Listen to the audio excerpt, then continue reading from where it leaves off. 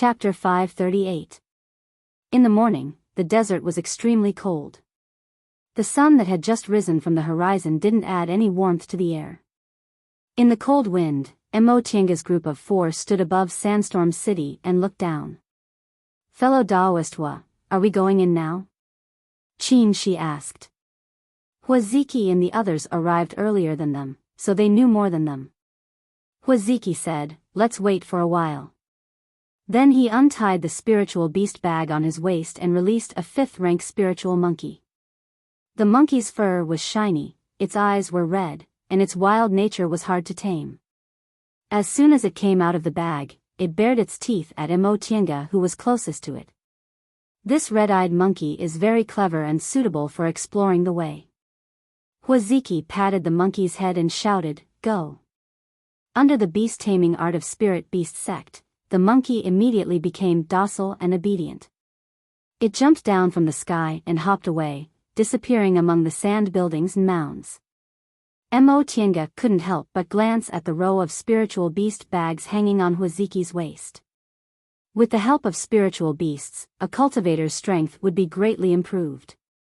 Unfortunately, although spiritual beasts weren't difficult to catch, it wasn't easy to recognize a master.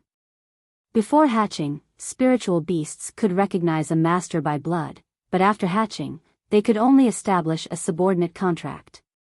Compared to a spiritual beast contract that recognized a master, a subordinate contract required one's divine sense to be much stronger than that of the spiritual beast.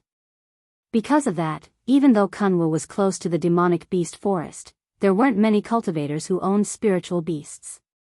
Even if they did, their cultivation level was 1 realm lower than theirs. However, the cultivators of Spirit Beast Sect were an exception. Every cultivator of Spirit Beast Sect had a spiritual beast that they had established a blood contract with. The so-called blood contract was much more complicated than simply recognizing a master by blood. It was similar to a natal magic weapon. The natal magic weapon contained the cultivator's blood essence, so the injury of the magic weapon was the injury of the master. The same was true for a blood contract. The spiritual beast and its master depended on each other for survival. After establishing a blood contract, the spiritual beast's strength would be greatly improved. It could also communicate with its master and could use secret techniques to cultivate together. Therefore, the natal spiritual beasts of Spirit Beast Sect cultivators were in the same realm as themselves. Huaziki was a nascent soul cultivator, so his natal spiritual beast should be in the 8th rank. Aside from Yunzhongyuan and Old Donkey Ma, Enchanting hadn't seen any 8th rank spiritual beasts, so she didn't know whether they were more powerful than demonic beasts. Seeing that his spirit-seeking butterfly and scarlet-eyed monkey were both very amazing, it was likely that his natal spirit beasts wouldn't be weak either. Speaking of which, the Spirit Beast Sect's most famous spirit beast was the sect's founder's mount, the Qilin. However, many people believed that the so-called Qilin was a spiritual beast that possessed the blood of the Qilin. One should know that the Qilin was one of the 5 ancient spirits that had disappeared from the world a long time ago. Even if it still existed, it was not something that could be tamed by the cultivators of today. When she thought of Qilin, she couldn't help but think of the 5 spirits' sacrificial temple. She had already seen the Azure Dragon and the Vermilion Bird sacrificial temples and knew that the Black Tortoise sacrificial temple was located in Yunzhong, but she didn't know where the White Tiger and Qilin sacrificial temples were. Since the Azure Dragon, the Vermilion Bird, and the Black Tortoise existed, White Tiger and Qilin should also exist, right? After a while, the red-eyed monkey still did not turn around. She asked, "Fellow Daoistwa, why hasn't your spiritual beast returned yet?" When Huaziki heard this, he made a hand seal, but his face darkened and he didn't move for a long time. Seeing that his expression was strange, she asked, "What's wrong? Did something happen to it?" Huaziki said with a heavy tone, "The red-eyed monkey's life isn't in danger, but I don't know why it hasn't come back. Moreover, the connection between us has become very weak." At this point, Huaziki frowned deeply. In terms of divine power, Spirit Beast Sect's cultivators couldn't be considered outstanding in Kunwu. The reason why it was ranked among the 7 great cultivation groups was because its beast-taming ability was outstanding. With the help of spiritual beasts, its cultivators were usually slightly stronger than ordinary cultivators. It could be said that spirit beast sex beast taming technique was the foundation of its foothold. But now, as soon as the red-eyed monkey entered Sandstorm City, his beast taming technique failed. If that was the case, wouldn't his strength be greatly reduced after entering Sandstorm City? Brother Hua, Zhongxi, who rarely spoke, suddenly spoke. He looked at Sandstorm City under his feet and said, "This Sandstorm City is actually a great formation." Mo Tianga's eyes brightened. This Zhongxi's attainments in formations weren't low to be able to see that there was a formation in Sandstorm City. Oh. What did Brother Zhongxi? Huaziki hurriedly asked. Zhongxi said, "On the surface, Sandstorm City doesn't seem to have anything to do with cultivators, but the disorderly placement of the sand piles actually has a pattern. I just did some calculations, and it coincides with the Chiman divination art." Oh. Huaziki was surprised. Was this Sandstorm City left behind by ancient seniors? It's hard to say. Zhongxi frowned slightly. Although these sand piles are in line with the Tao of formations, they're very complicated. I can only understand 30 to 40% of them. Moreover, logically speaking, formations lose their effectiveness without spiritual aura, but this great formation is different. There's clearly no spiritual aura inside Sandstorm City, but it's still effective. Is that so? Huaziki was shocked. He was a nascent soul cultivator. Although he didn't know much about formations, he had some general knowledge. He had never heard of a formation still being effective without spiritual aura in the cultivation world. After thinking for a while, he became excited. In that case, this Sandstorm City must be a relic left behind by a powerful ancient figure. He was right. A formation that was set up with great power just based on the location of the formation, and even a fifth-rank spirit beast got lost in it. This was definitely not something a mortal could do, not even the cultivators of today, unless it was left behind by an ancient or immemorial age cultivator. However, Zhongxi said, "Brother Hua, don't be too happy. We thought this task would be easy because there aren't any spirit veins in the westernmost area. Even if there are relics, there won't be powerful restrictions. But now it seems that we can't even find the entrance." Hearing this, Huaziki also calmed down. You're right. A spirit beast like the red-eyed monkey is suitable to explore the way because it can see through ordinary illusions. But even it got lost in Sandstorm City, so the formation inside is not trivial. Don't worry too much, Zhongxi said again. At least, we can be sure that this great formation is not a killing formation. Without spiritual aura, spells naturally couldn't be used. Therefore, this great formation that was set up with the help of strange techniques was definitely not a killing formation. Fellow Taoists, Mo Tiange suddenly said, without spiritual aura, although we can't set up a killing formation, we have to be on guard against the traps inside. Traps? Huaziki was stunned. The art of mechanisms had been lost for a long time. Even nascent soul cultivators only knew of its name. Yes. Mo Tiange took out a compass and observed the 5 elements while saying, in the Middle Ages, the art of mechanisms was not lost yet. If Sandstorm City is really a relic left behind by an ancient figure, there might be mechanisms here.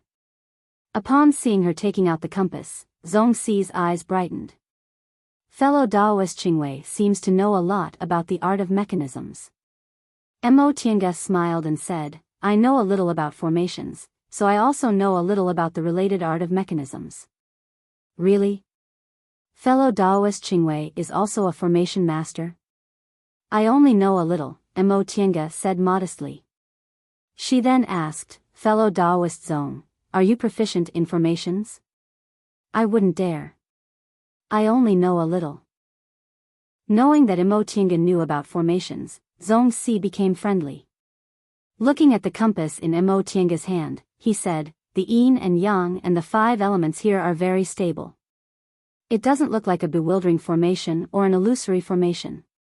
Both bewildering formations and illusory formations used yin and yang and the 5 elements to create an illusion, so yin and yang intertwined and the 5 elements were in disorder. Mo Tiange looked down at the compass. Sure enough, it was very stable after she injected spiritual aura and didn't change at all. She frowned slightly. This great formation is far beyond the level of today's formations. Yes. Zhongxi sighed. Since there's no spiritual aura in yin and yang and the 5 elements are stable, who would know there's a formation here? With my level of formations, I can only see that it's in harmony with the divination arts, but I can't tell what kind of formation this is. I wonder if fellow Taoist Qingwei can see anything? Mo Tiange shook her head. Me neither. In fact, she knew a little more than Zhongxi and could understand about 50 to 60% of it, but that was all. As for what kind of formation this was and what it was, she had no idea. The 4 of them were silent. After a while, Qin Shi asked, "Fellow Taoists, you came here first. Didn't you explore the way?" Huaziki was a bit embarrassed. "Fellow Taoist Zong and I went to other places before. When we arrived in Sandstorm City, we were busy recovering our spiritual aura, so we just summoned the spirit-seeking butterfly and explored this place." Such carelessness really didn't seem like the behavior of a nascent soul cultivator, but on second thought, it was also human nature. The westernmost area not only had harsh conditions, but it also didn't have any spirit veins, so it had always been far from cultivators' sight. Even though it was one of the 3 most dangerous places in the westernmost area, who would have thought Sandstorm City, a place without any spirit veins, would actually have such a powerful formation? Apart from that, Mo Tiange also heard the hidden message in Huaziki's words. He and Zhongxi were both nascent soul cultivators, but when they arrived in Sandstorm City, their spiritual aura actually wasn't enough. It seemed the place they went before must be a dangerous place. Moreover, the 2 of them must have encountered danger. Otherwise, they wouldn't have rushed to Sandstorm City without recovering their spiritual aura. Maybe it was in this dangerous place that they learned the secret storehouse was in Sandstorm City.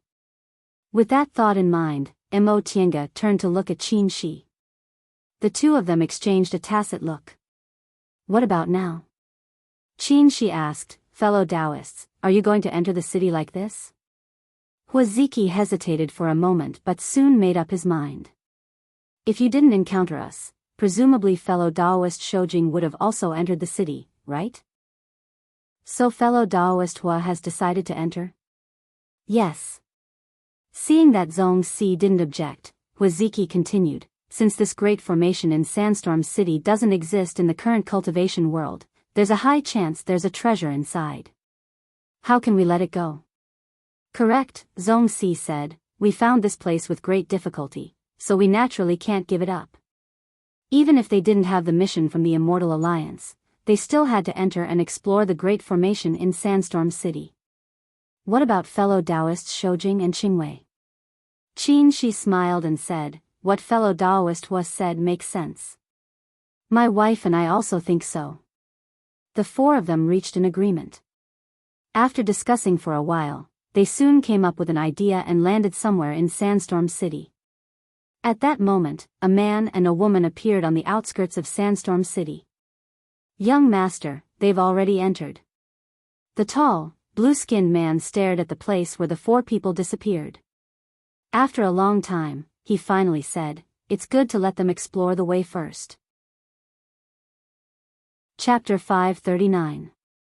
Looking down from above, Sandstorm City was a bit big, but with the speed of nascent soul cultivators, even if they flew slowly, 1 hour was enough for them to circle around the city. However, they couldn't just fly in the sky if they wanted to find the hidden secrets of Sandstorm City. They had to come down and search slowly. Not only were there many sand buildings and mounds in Sandstorm City, but they also formed a formation. If they searched like this, it wouldn't be a matter of a few hours. The 4 of them entered the city. After walking for a while, Huaziki's red-eyed monkey still hadn't come back, and the 4 of them got lost. Now, the 4 of them realized they still underestimated Sandstorm City. Such an exquisite formation that didn't need spiritual aura to trap 4 nascent soul cultivators was simply unheard of. After confirming this, the four of them discussed for a while and decided to draw a map of Sandstorm City first. For cultivators who could fly, drawing a map was also simple. They just needed to fly in the air and draw it. But after doing so, the four of them were shocked again. This great formation not only interfered with divine senses, but also affected their eyesight. They could see clearly, but when they tried to remember it, they couldn't remember what it looked like. Now, the four of them realized Sandstorm City wasn't an ordinary distant past era relic. If this place was really a treasure trove of a great ancient sect, that sect must be very powerful. Hua and Zong were very excited to come to this conclusion. Their cultivation levels were very ordinary. It had been hundreds of years since they advanced to the nascent soul realm, but they hadn't been able to advance further. If they could find some treasures here, it would be a great fated chance for them. Mo Tiange and Qin Shi, on the other hand, were worried. After what happened in the Sea of Returning Ruins, they felt that distant past relics weren't something to be trifled with.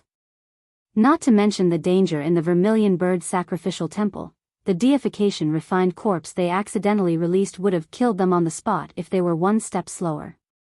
However, they also understood that opportunities and dangers coexisted. If they didn't dare to take risks, they would miss their fated chance. Besides, they were here to find Xiao Xilan's remains. As a nascent soul cultivator, the place where Xiao Xilan died must be a dangerous place, so they were mentally prepared. If we can't draw a map, what should we do? Huaziki asked after calming down from his excitement. Qin Shi pondered for a while and said, then we'll take our time. Fellow Taoists, are you in a hurry? Huaziki shook his head. When we handed in the task, we didn't specify a return date. However, Celestial Alliance is facing a huge battle and it isn't good for them to not return. Then does fellow Hua have any other methods? Huaziki and Zong Si looked at each other and finally nodded. Then we'll do as fellow Daoist Shojing says. Although the current situation was tense, to be frank, even if the Immortal Alliance collapsed, as nascent soul cultivators, where couldn't they go? It was good that the Celestial Alliance was there and they had many low-grade cultivators to serve them. However, in front of a huge opportunity to advance, it was insignificant. After a short pause, Huaziki continued, fellow Taoists, this Sandstorm City is so big that it would take too long to search step by step. Qin Shi remained calm and asked, then what does fellow Daoist Hua think? In my opinion, why don't we split up and look for him? If we find him, we'll inform him. Qin Shi glanced at Mo Tiange then nodded. All right. Huaziki smiled. Brother Zong and I will go south, and you two will go north. What do you think? No problem. The four of them exchanged sound-transmitting jade talismans and split up to search. When Huaziki and Zong Si were far away, Mo Tiange asked, Senior Marshal Brother, they did it on purpose, right? Qin Shi smiled. Why do you think so? Mo Tiange said, they have the map of the storehouse in their hands, and they might have found specific information about the treasures, but we don't have anything. Since there's no danger here, why would they drag us along? Qin Shi nodded. What you said makes sense. Mo Tiange continued, besides, Senior Marshal Brother, you're in the middle stage, so it's not a problem for you to deal with a few early-stage cultivators. You're far stronger than them, so if you find the treasures, you should at least divide them equally, right? This might not be fair to them. Right. Qin Shi nodded again. He and Huaziki only knew each other, but they weren't friends. They had all the information about the storehouse, so how could he be willing to share the treasures with them? He pulled them along because they came at the right time, and he wasn't sure if there was any danger, so he might as well bring them along to increase their strength. If there was really no danger, he didn't need to inform them. If their strength exceeded theirs, it wouldn't be too late to ask for their help. Huaziki's plan was very good, and the two of them had nothing to be angry about. They came here for Xiao Xilan's matter, so it was just a coincidence that they ran into them. Then, Senior Marshal Brother, are you willing? Once they realized there was no danger, they left us behind. Qin Shi chuckled and looked at her. You're the one who's not willing, right? Of course. Mo Tiange said without hesitation, it's fine if they don't know. They pulled us into their group, but now they don't want us to get involved. How could they let us off so easily? Of course not. Qin, she smiled. How could there be no danger here? When the time comes, they'll have to call us obediently. Right. Mo Tiange also smiled. That senior Xiao was a member of Xuanji School. She was proficient in formations, but she also died here, so this place is definitely not simple. So, let them be. Qin Shi's smile was a bit cold as he stared at the place where Huaziki and Zong Tiange disappeared. When they hit a wall, they'll naturally inform us. Even if they don't have time to inform us, no matter how big this sandstorm city is, we'll be able to find the place of the accident as long as we spend some time. The so-called accident referred to the death of Huaziki and Zong Tiange. It would have been fine if they hadn't told them before, but they wanted to pull them into their group. Now that they saw there was no danger here, they wanted to get rid of them, which was a bit unkind. That being the case, why should they worry about their lives? Let's go. Let's take advantage of this time to walk around and see what's going on in Sandstorm City. He believed that Mo Tiange's attainments in formations weren't inferior to Zong Xi's. She had learned a lot since she was a child. She also obtained Xuanji School of Formations, Mo Yaoqing's notes, and Fu Yaozi's guidance. When it came to formations, there weren't many people in the Celestial Pole who were better than her. Whether it was finding Xiao Xilan's traces or cracking the secret storehouse, it would be much easier to figure out this great formation first. A few days passed quickly. Huaziki and Zong Xi stood under a mound, seemingly looking for something. Next to the mound was a sand pit. Brother Zong, are you sure this is the entrance to the storehouse? Zong Xi held a sheepskin scroll in his hand and compared it with the map. It should be. He pointed at the mounds around them. The sandstorm formation itself is a big formation, but the dozen or so mounds around it form a small formation. If the map we got is correct, the entrance to the storehouse is at the eye of this small formation, which is this spot. If Mo Tiange and Qin Shi were here, they would find that the sheepskin scroll in Zong Xi's hand wasn't the map they took from the beast cultivators. Their previous guess was correct. Huaziki and Zong Xi did obtain accurate information about this storehouse from somewhere else, so they planned to fish for some benefits from it. But there doesn't seem to be anything unusual here. Huaziki frowned and looked at the sand pit in front of him. He only knew a little about formations. He couldn't see through the formation Zong Xi said was here, and he had no idea where the eye of the formation was. Zong Xi looked pensive and sighed. I can only be sure that the eye of the formation is here, and the entrance should also be here. But I can't see how to enter it for the time being. Then he turned to Huaziki. Brother Hua, this sandstorm city isn't big. If we delay any longer, Qin Shojing and the others will come looking for us. What should we do?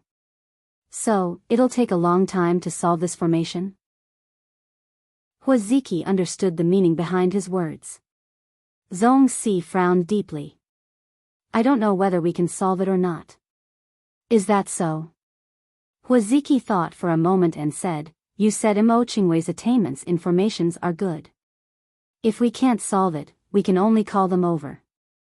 If that's the case, won't we have to give up the leadership? Zong Xi was worried. Qin Shojing is in the middle stage of the nascent soul realm. I heard he's very powerful. The two of us together might not be his match. At that time, won't they get all the good things? What if they're cruel and merciless and kill us for the treasures? What should we do?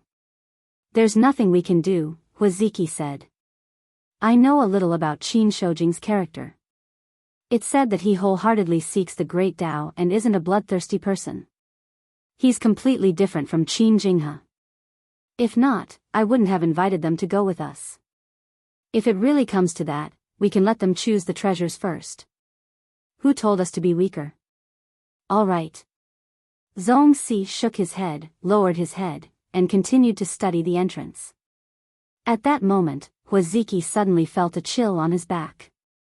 Without thinking, he pulled the spiritual beast bag and a golden-winged roc flew out. Who? Humph. A cold snort responded to him. Then, a mass of black fog appeared out of thin air. The black fog dispersed, and a man and a woman appeared in front of them. The tall, blue-skinned man stared coldly at the two of them and raised his right hand. This hand didn't look like a human's hand at all. It was silvery white and flashed a cold light. It was actually a fake hand made of metal. At this moment, a dead butterfly lay in the palm of this fake hand. Huaziki was furious. Just now, his spirit-seeking butterfly sensed spiritual aura fluctuations, then it lost track of them. It was actually killed by this man. He was a disciple of the spiritual beast sect, and his spiritual beasts were his companions. Seeing his spiritual beasts killed, he was instantly furious. A long black whip appeared in Huaziki's hand. The golden-winged roc let out a cry and stared fiercely at the two devil cultivators in front of it. Zhongxi also put away the sheepskin scroll. With a wave of her hand, 5 small flags with red, yellow, blue, green, and gold colors appeared in front of her. Who are you? Huaziki asked angrily, why did you kill my spiritual beasts? The man glanced at them and revealed a mocking smile in his eyes. He said, Hong Shao. The woman next to him answered, yes, young master. Mo Tiange, who was calculating formations, suddenly raised her head and looked in a certain direction. Senior Marshal Brother, to the south of Fengsha City, spiritual aura surged and intertwined. It seemed something had happened. Chapter 540. Huaziki was delighted when he received this task. Now that the Immortal Alliance was at war with the demonic cultivators and the demonic cultivators, he would inevitably be involved if he stayed in Kunwu. There were only 3 nascent soul cultivators in the spirit beast sect, and he was the one with the lowest cultivation level. Now, not only could he legitimately leave Kunwu Mountain and stay away from danger, but he might also get a fated chance and advance in one fell swoop. Coincidentally, Zhongxi, who carried out this task with him, had known him for several years and had a good relationship with him. On the surface, he and Zhongxi didn't seem to have anything in common.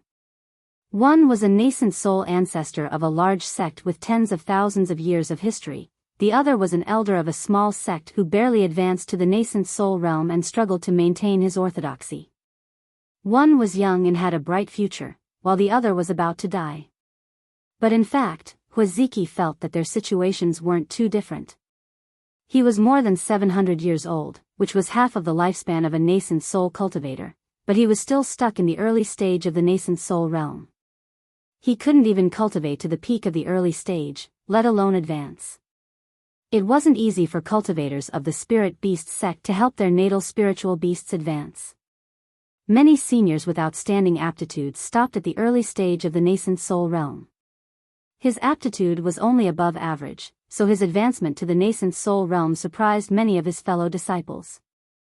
His aptitude was ordinary, and his cultivation level was stagnant in the past 200 years. Although he was the respected Grand Elder of the Spirit Beast sect, in the eyes of the head ancestor, he was no different from the head of the sect who took care of chores. The only difference was that his cultivation level was higher and he was more presentable.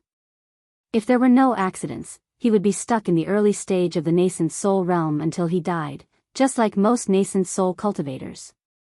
But how could he be willing to give up? As long as there was a chance, he wanted to advance to the middle stage of the nascent soul realm even at the risk of dying. Zhongxi, who only had 200 to 300 years of lifespan left, was the same as him, or even more eager. Therefore, as soon as they accepted this task, they thought of the same thing.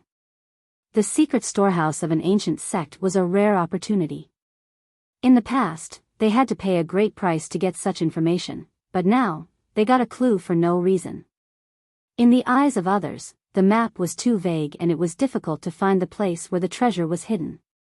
The westernmost area was desolate and didn't even have a spirit vein, so it wasn't a good task.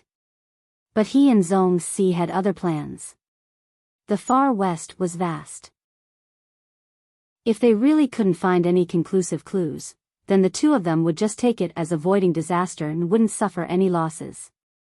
If they found something, then it would be a great opportunity for them. With this in mind, they came to the far west. Unexpectedly, this time, the heavens really cared for them. Midway, they stopped at an oasis and accidentally found the place where the ancient cultivator had died. They found a complete map on the ancient cultivator's body. Comparing this map with the incomplete one in their hands, they found that the secret storehouse was in Sandstorm City. Before leaving, the two of them took away all the things in the temporary cave residence. They didn't expect that the ancient senior cultivator's spirit beast bag would preserve a strange insect that had survived until now. Hundreds of flying insects swarmed out and chased after the two of them.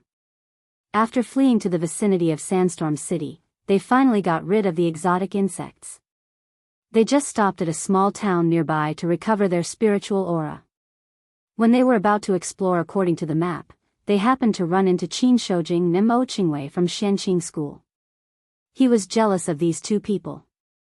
Or to be precise, there weren't many cultivators in the celestial pole who didn't envy them. Their cultivation path was so smooth that people couldn't help but envy them. They were young, but they already advanced to the nascent soul realm. Qin Shoujing, in particular, had double spiritual roots like him, but he actually succeeded in forming his nascent soul at the age of 200. Moreover, he also advanced to the middle stage of the nascent soul realm early. With a lifespan of 1,000 years left, he might have a chance to advance to the deification realm. If possible, he really didn't want to disclose this matter to them.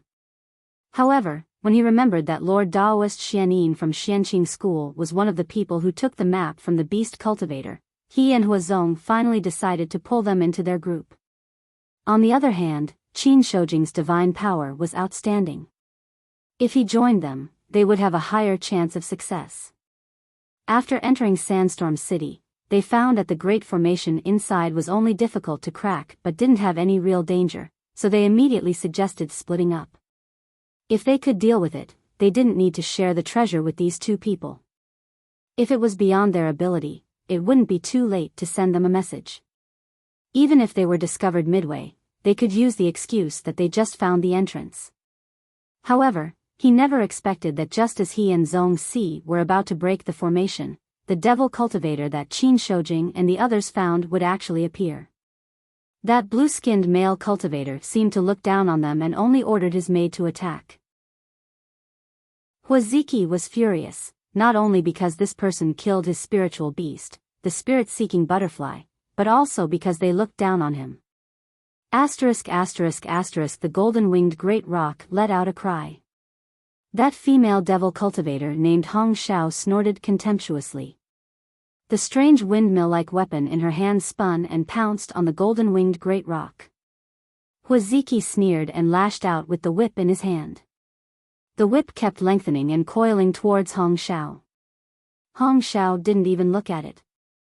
Her figure changed hundreds of times and she passed through the whip. The double-edged dagger in her hand ruthlessly stabbed at the golden-winged great roc. The golden-winged great roc opened its mouth and a bolt of lightning struck at Hong Xiao. Lightning spells were the most powerful among all spells, especially since this golden-winged great roc was already in the 8th rank. Unable to dodge, Hong Xiao held the double-edged dagger in the middle and pulled it back into 2 daggers. Then, she crossed her hands and the crossed daggers easily blocked the lightning. Huaziki's expression darkened. He originally thought that since he and Zhong Si were both in the early stage of the nascent soul realm and these two devil cultivators were also in the early stage, they might not necessarily be weaker than them. It wasn't until now that he realized he underestimated devil cultivators. There were almost no real devil cultivators in Kunwu. Even that abnormal Master Song Feng wasn't a simple devil cultivator. For tens of thousands of years, devil cultivators had been refused entry to the north of Demonic Mountain, which made them all underestimate their strength. In fact, in terms of one-on-one combat, devil cultivators were stronger than them. It was just that there weren't many devil cultivators, so they were always suppressed. Brother Zong. Huaziki was about to call Zong Si to help, but when he looked around, he found that Zong Si was fighting with the devil aura around him. The 5 elements flags and the devil aura were entangled, and Zong Si couldn't break free. As for the male devil cultivator, he was still standing on the side, coldly watching him fight with Hong Shao. Huaziki's heart sank. Only now did he understand what Qin Shoujing meant by his mysterious divine ability. This male cultivator seemed to be only in the early stage, but his strength was far above his and Zong Si's. He couldn't help but regret. Why did he want to take the treasure for himself and send Qin Shoujing and Mo Qingwei away? If the 4 of them joined forces, they could definitely defeat these 2 people. But it was too late to regret. He could only hope that Qin Shoujing and Mo Qingwei could detect the spiritual aura fluctuation and arrive in time. Just as he was thinking about this, he suddenly felt pain in his chest and his spiritual breath became chaotic. His natal spiritual beast, the golden-winged great roc, was stabbed by Hong Shao.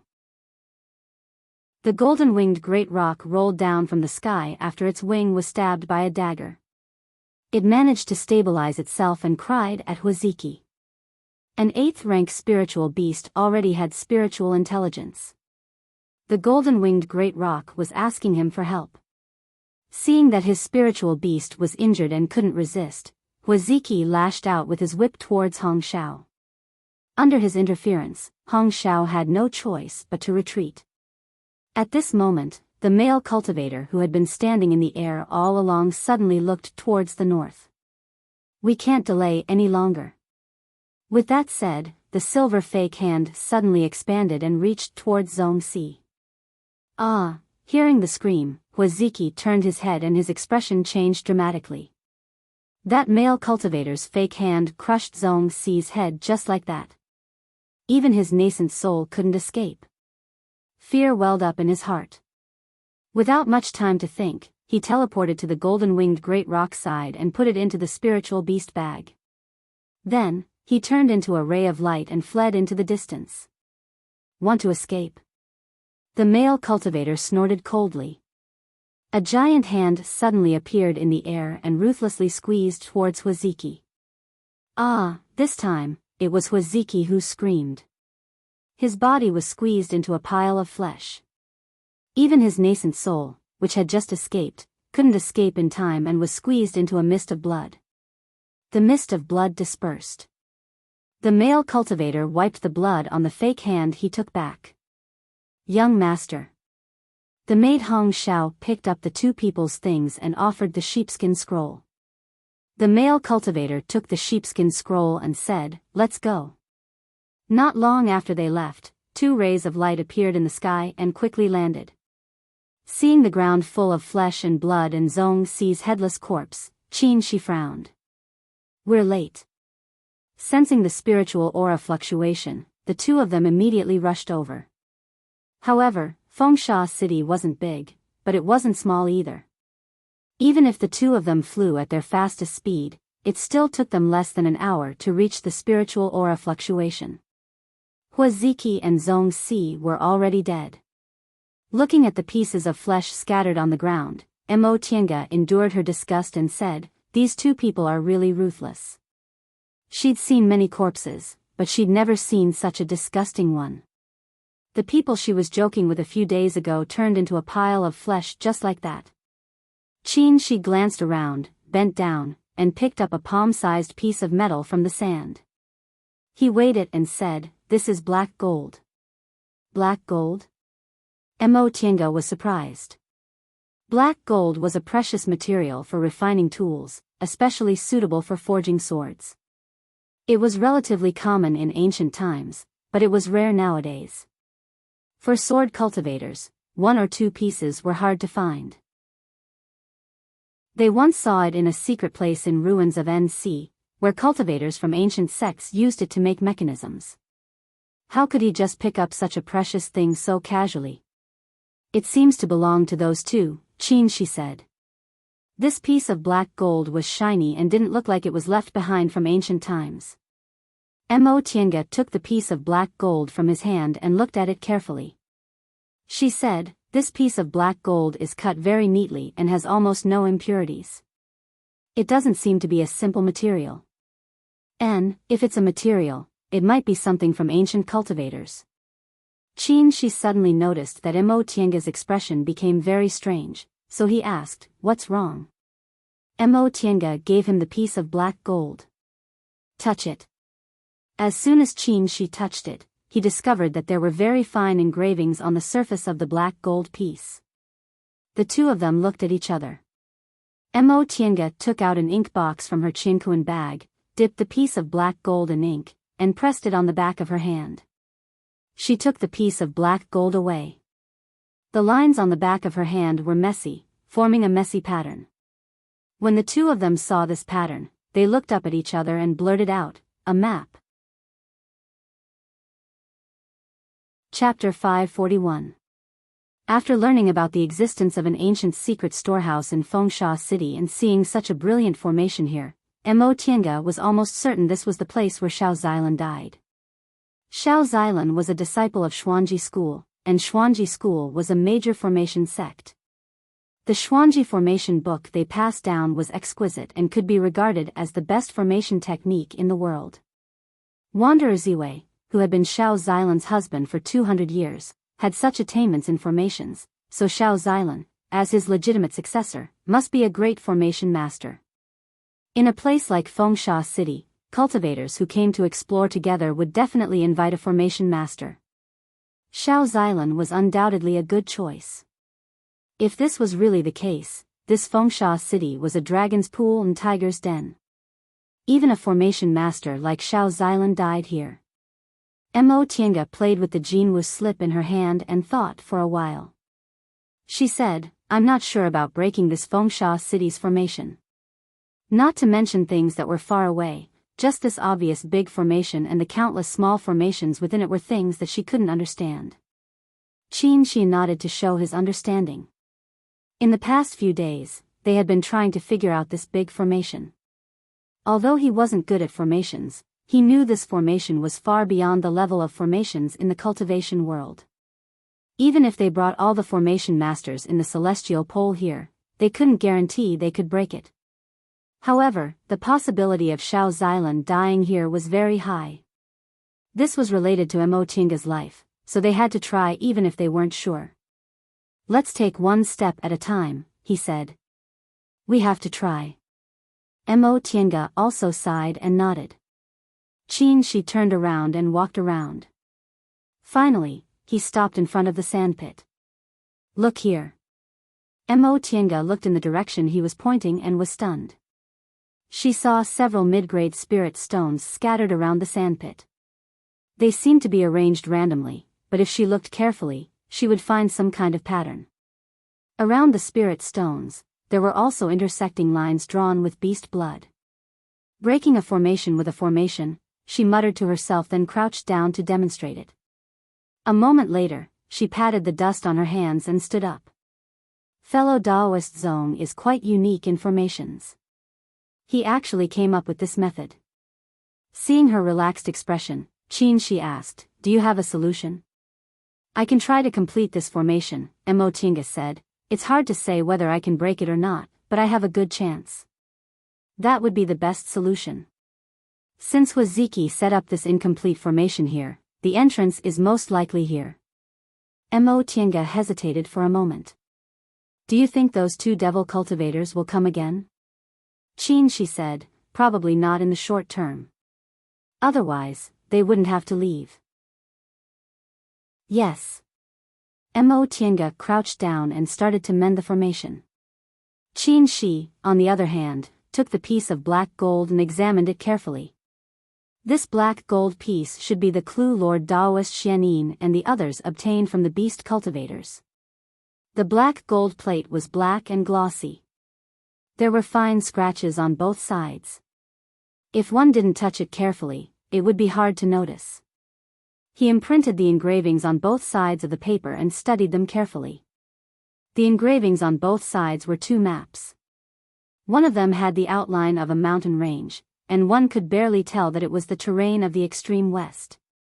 The other should be a map of a maze. The strange thing was that the two maps were not complete. According to the map, there were at least two fragments. Could it be that the two demonic cultivators had obtained one of the fragments? These two maps could only confirm that it was the extreme west. No wonder the Immortal Alliance didn't have too much hope. The extreme west was so vast that the possibility of finding it wasn't high. But how did they know that this map showed the secret storehouse of a big ancient cultivation group?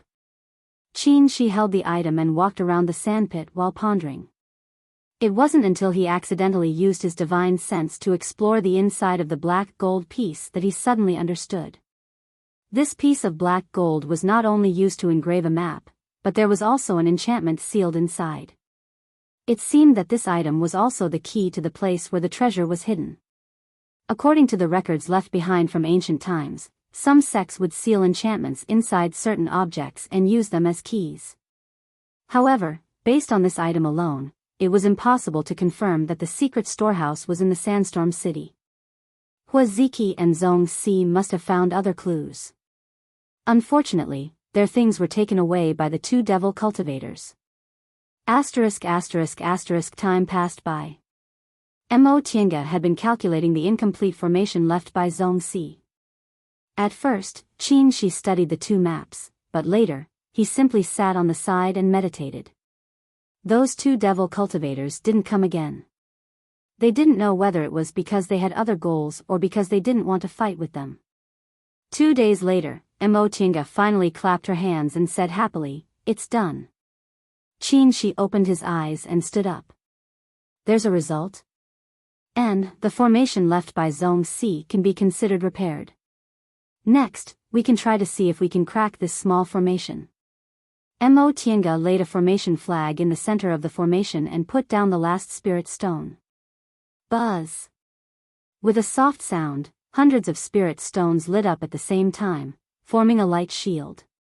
A bright white light appeared in the center of the light shield and shot into the sandpit.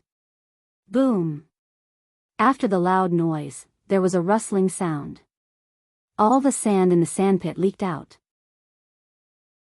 A moment later, the sandpit was empty, replaced by a big black hole.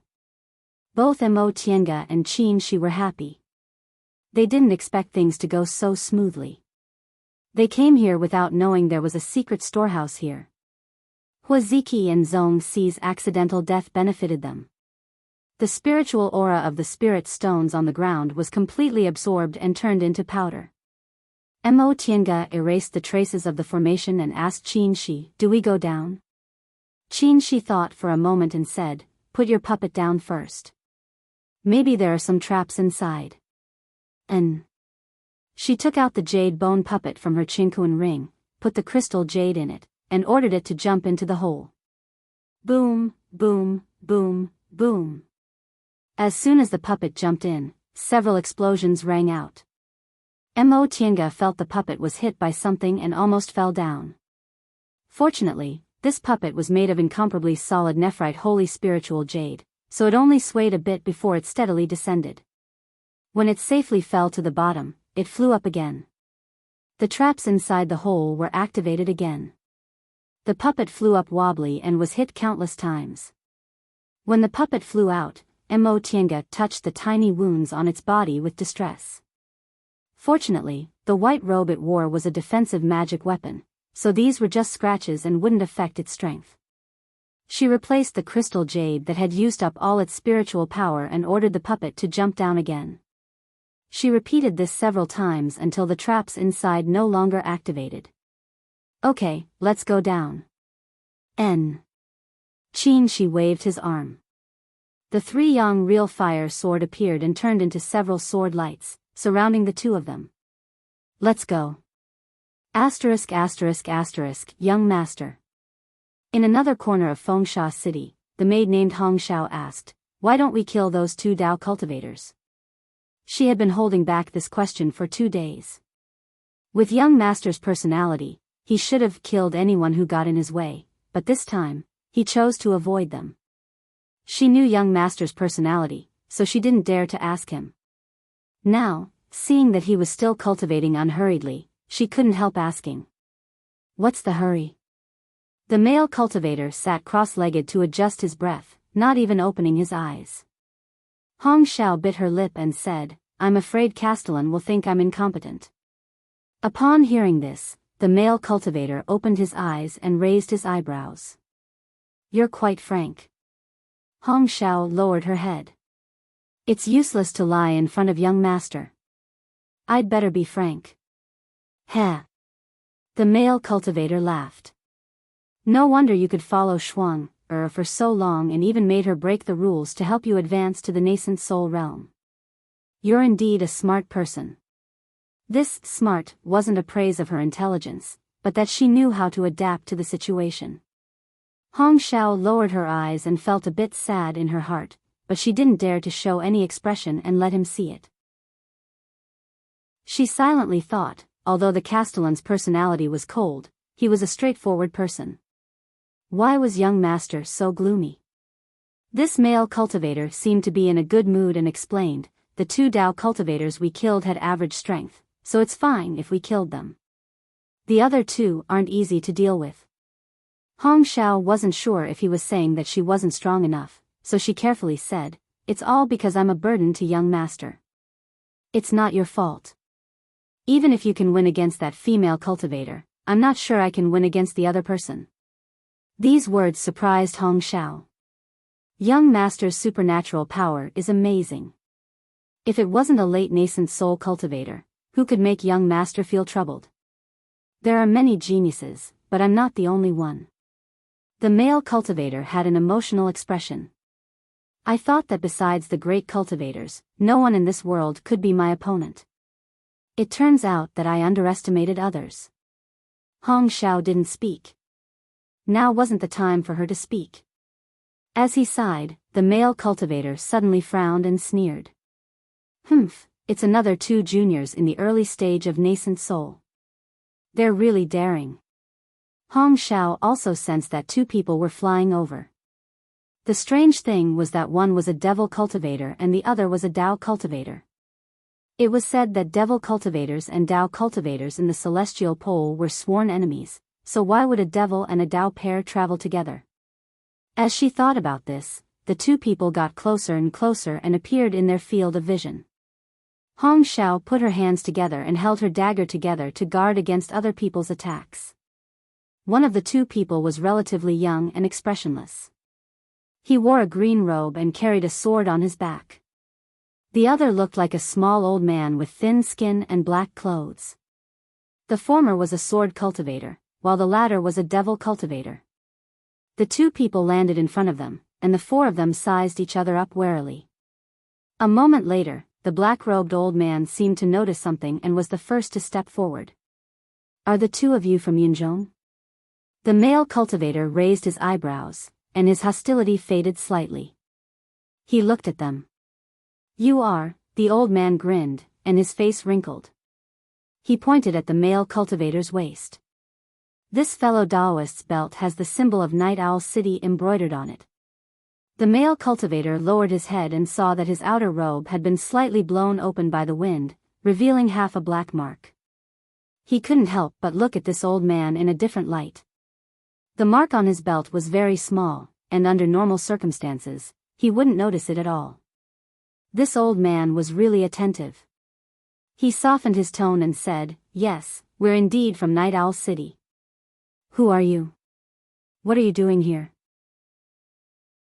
The old man said, "This fellow Daoist and I are individual cultivators from Yunzhong. We came here to look for treasures." "Are you here to look for treasures?" Although Yunzhong and the Celestial Pole now had connections, this place was thousands of miles away from Yunzhong, and it was also incomparably desolate. Apart from looking for treasures, they didn't know what else they could do. The male cultivator didn't hide anything. "Yes." As he said that, he sized up the 2 people with his vigilance. "I wonder where you got the news that there's treasure here?" The next moment, his eyes widened in surprise because the old man took out something. It was a piece of black gold that was as big as a palm. Chapter 542. "This thing, where did you 2 get it?" the male cultivator asked coldly. The old man laughed. It seems that your excellency also has a piece. The male cultivator didn't say anything and just looked at them coldly. The old man put away the black gold piece, his smile disappeared, and he looked at them from the corner of his eyes. Your excellency, do you want to rob it? Before he finished speaking, the male cultivator's fake hand suddenly expanded and grabbed the old man. In an instant, the old man turned into a mass of devil aura, disappeared from where he stood, and appeared 10 feet away. Clang! With a clear sound, the sword cultivator's sword jumped out from his back and slashed at the giant hand. The male cultivator snorted, ignored the sword, and continued to grab the old man. The next moment, the sword slashed the giant hand, making a sharp sound. The male cultivator's expression changed. He immediately withdrew his hand and looked at the sword cultivator in shock. The sword cultivator smiled faintly, shook his arm, and withdrew his flying sword. He said slowly, "Fellow Daoist, long time no see." The male cultivator stared at him carefully for a while and was a bit surprised. I'm Jinshin." The sword cultivator's face was thin and somewhat bony, but when he smiled, his eyes were like peach blossoms. He said, "More than 80 years ago, Your Excellency met once." The male cultivator stared at them without saying anything. Jinshin smiled, touched his sword, and said, "Your Excellency seems to overestimate yourself. Killing people and stealing their treasures isn't that easy to do." The male cultivator clenched his fists. If one looked closely, they would find that the hand Jinshin cut was slightly trembling. After a long time, he asked with a dark face, "What do you want?" "Nothing." The one who answered was the old man. He slowly walked to Jinshin's side, his face trembling, and said, "We all came from Yunzhong. It's really fate that we can meet in the celestial pole. Why don't Your Excellency take out the item and cooperate with us?" The male cultivator's expression was gloomy. He stared at the two of them and didn't say anything for a long time. "Your Excellency," the old man narrowed his eyes and said again, "if you have doubts, we have nothing to say. We'll leave." The two of them turned to leave. "Wait." The male cultivator finally said, "How do we cooperate?" The old man smiled. "I'm sure you also know that there is more than one copy of this map. It's very difficult to find treasures with just the one you have. If you combine the two, your chances will increase greatly." The male cultivator's eyes flickered. "How do we split that thing?" "The two of you, the two of us. All four of us are at the early nascent soul stage. Naturally, we'll split it evenly." The male cultivator didn't answer for a while, and the old man and Jinshin didn't urge him. After a while, the male cultivator finally said, "All right, how refreshing." The old man took out the black gold piece again. "Would you like to take it out for us to take a look as well?" The male cultivator didn't say anything. He took out a similar black gold piece from his chinkuan bag and shook it in front of him to show that he wasn't deceiving them. The old man and Jinshin looked at each other and nodded. The old man cupped his hands in greeting. "I'm called Black Robe, but my name isn't well known. I'm a loose cultivator from Yunzhong." He pointed at Jinshin. "This is fellow Daoist Jinshin. You seem to know him, so there's no need to introduce him." The male cultivator nodded stiffly and said, "My name is Tian Xian, and this is my maid, Hong Xiao. We're from Night Owl City. Nascent soul cultivators from Night Owl City." "You two have extraordinary identities," Black Robe said with a smile. The cities in Yunzhong's devil domain were different from sections. Under normal circumstances, only the city lord was a nascent soul cultivator. If there were other nascent soul cultivators, most of them were successors or had an unusual relationship with the city lord. The male cultivator named Tian Xian raised the corner of his mouth but didn't say anything. He didn't seem to like answering. Black Robe and Jinshin didn't care about it and began to discuss the details of their cooperation with Tian Xian. "Fellow Daoist Tian Xian, wait." Tian Xian looked at the two of them and asked, "I wonder if you two mind telling me where you got your black gold piece?"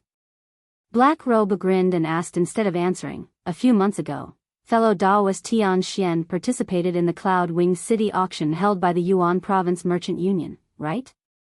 Hearing this, Tian Xian's eyes flashed and he answered, that's right.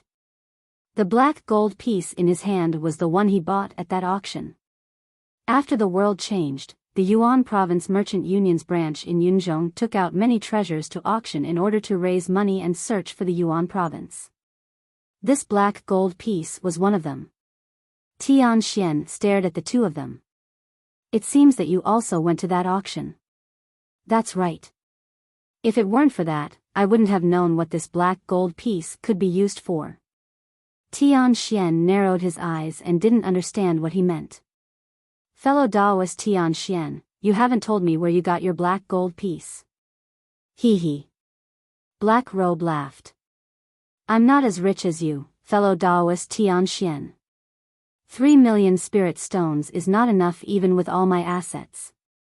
Otherwise, I would have used all my savings to buy the black gold piece in your hands. Seeing that Tian Xian was a little impatient, Black Robe cut to the chase. I obtained this item by accident a few hundred years ago. I didn't know what it was used for and didn't take it to heart. It wasn't until a few months ago when I went to Cloud Wing City to participate in an auction that I found out that this item was related to an ancient treasure trove. Unfortunately, I didn't have enough assets to buy the black gold piece in your hands. After that, I bribed a steward of the Yuan Province Merchant Union to get the information about the treasure that came with the black gold piece. I see. After confirming that it had nothing to do with the Yuan Province Merchant Union, Tian Xian's expression relaxed. If the Yuan Province Merchant Union deliberately sold the item, they would have to look for trouble afterward. Black Robe asked, fellow Daoist Tian Xian, you arrived earlier than us. Did you find any clues? Tian Xian shook his head. We encountered 4 Daoist cultivators earlier and killed 2 of them. The other 2 were quite strong, so we escaped here and took a rest for the time being. There are others. Black Robe frowned and said, fellow Daoist Tian Xian, can you take out the map on the black gold piece and compare it to confirm it? Tian Xian pondered for a while, then took out a roll of paper from his bosom. The map is here. Black Robe also took out a piece of animal skin. The two of them stepped forward and compared the map in their hands. They were both stunned. It doesn't match? The two of them stared at each other in surprise.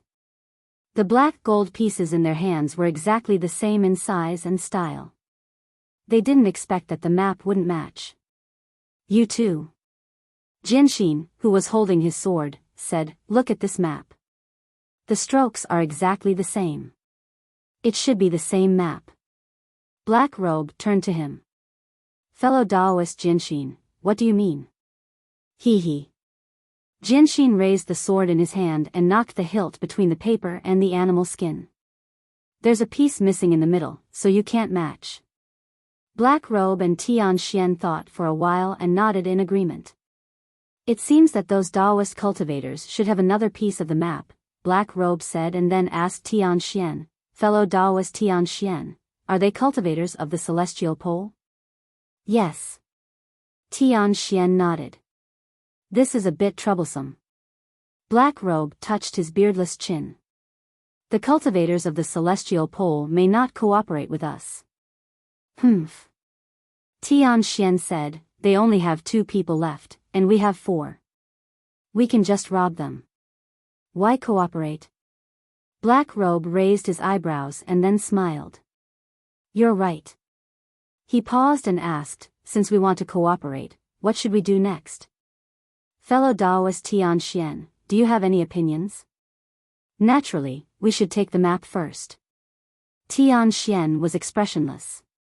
We'll have more confidence in finding the treasure when the 3 maps are combined. What fellow Daoist Tian Xian said makes sense. Shall we look for those 2 Daoist cultivators first? Yes. Tian Xian's eyes flashed and said, this sandstorm city isn't small, and these sand piles are very strange. It won't be easy to find 2 people. Then what do you mean, fellow Daoist Tian Xian? Let's split up. Tianxian said, "We'll meet up after we find them." Black Robe thought for a while and nodded. Okay. With that, the two sides exchanged communication jade talismans and left separately. After 15 minutes, they couldn't sense the other party's aura anymore. Hong Xiao, who had been silent all this while, asked doubtfully, "Young master, we already know the entrance to the treasure place. Why should we cooperate with them?" Tianxian's face darkened. These two people are extraordinary. If we don't cooperate with them, are we going to fight them to the death? But, didn't they plan to leave at that time? Do you really believe that they'll leave? Tianxian glanced at her. Humph. Don't underestimate nascent soul cultivators. If we don't agree at that time, they'll definitely plot against us in secret. Instead of being on guard against their plots, it's better to agree first. This way, they won't make a move before they have the confidence to defeat me. I understand. Hong Xiao said, "Young master is doing this to stall for time. When the city lord arrives, we'll kill them all." Not bad. You're not too stupid. Hong Xiao bit her lips and lowered her head as she silently followed behind him. After walking for a while, Tianxian sighed. I underestimated them. That celestial pole cultivator is fine, but even Yunzhong has such a hidden early-stage cultivator. That Jianxin is only 80 years old, but he's already so much stronger. On the other side, Black Robe and Jianxin were having a conversation. Why should we cooperate with them? Jianxin frowned and said, "Those two people are from Night Owl City. It's very likely that demon monarch Night Frost is behind them. When she arrives, how can we fight against a late-stage nascent soul cultivator? At that time, we'll have to obediently hand over the map in our hands. We might even lose our lives." You think I didn't think of that? Black Robe's voice changed. They want to stall for time, which means that demon monarch Night Frost won't arrive in a short time. I know where the entrance to the treasure place is. Why don't we follow their wishes and stall for time? When demon monarch Night Frost arrives, we'll have already taken the treasure away. Isn't that wonderful? This. Jianxin thought about it carefully. It was indeed the case. Tianxian's strength was extraordinary, and he had an early-stage nascent soul maidservant by his side. Instead of fighting to the point where both sides were injured, it was better to use tricks. Even if demon monarch Night Frost came, with only 1/3 of the map in their hands, it wouldn't be easy to find the entrance in a short time, right?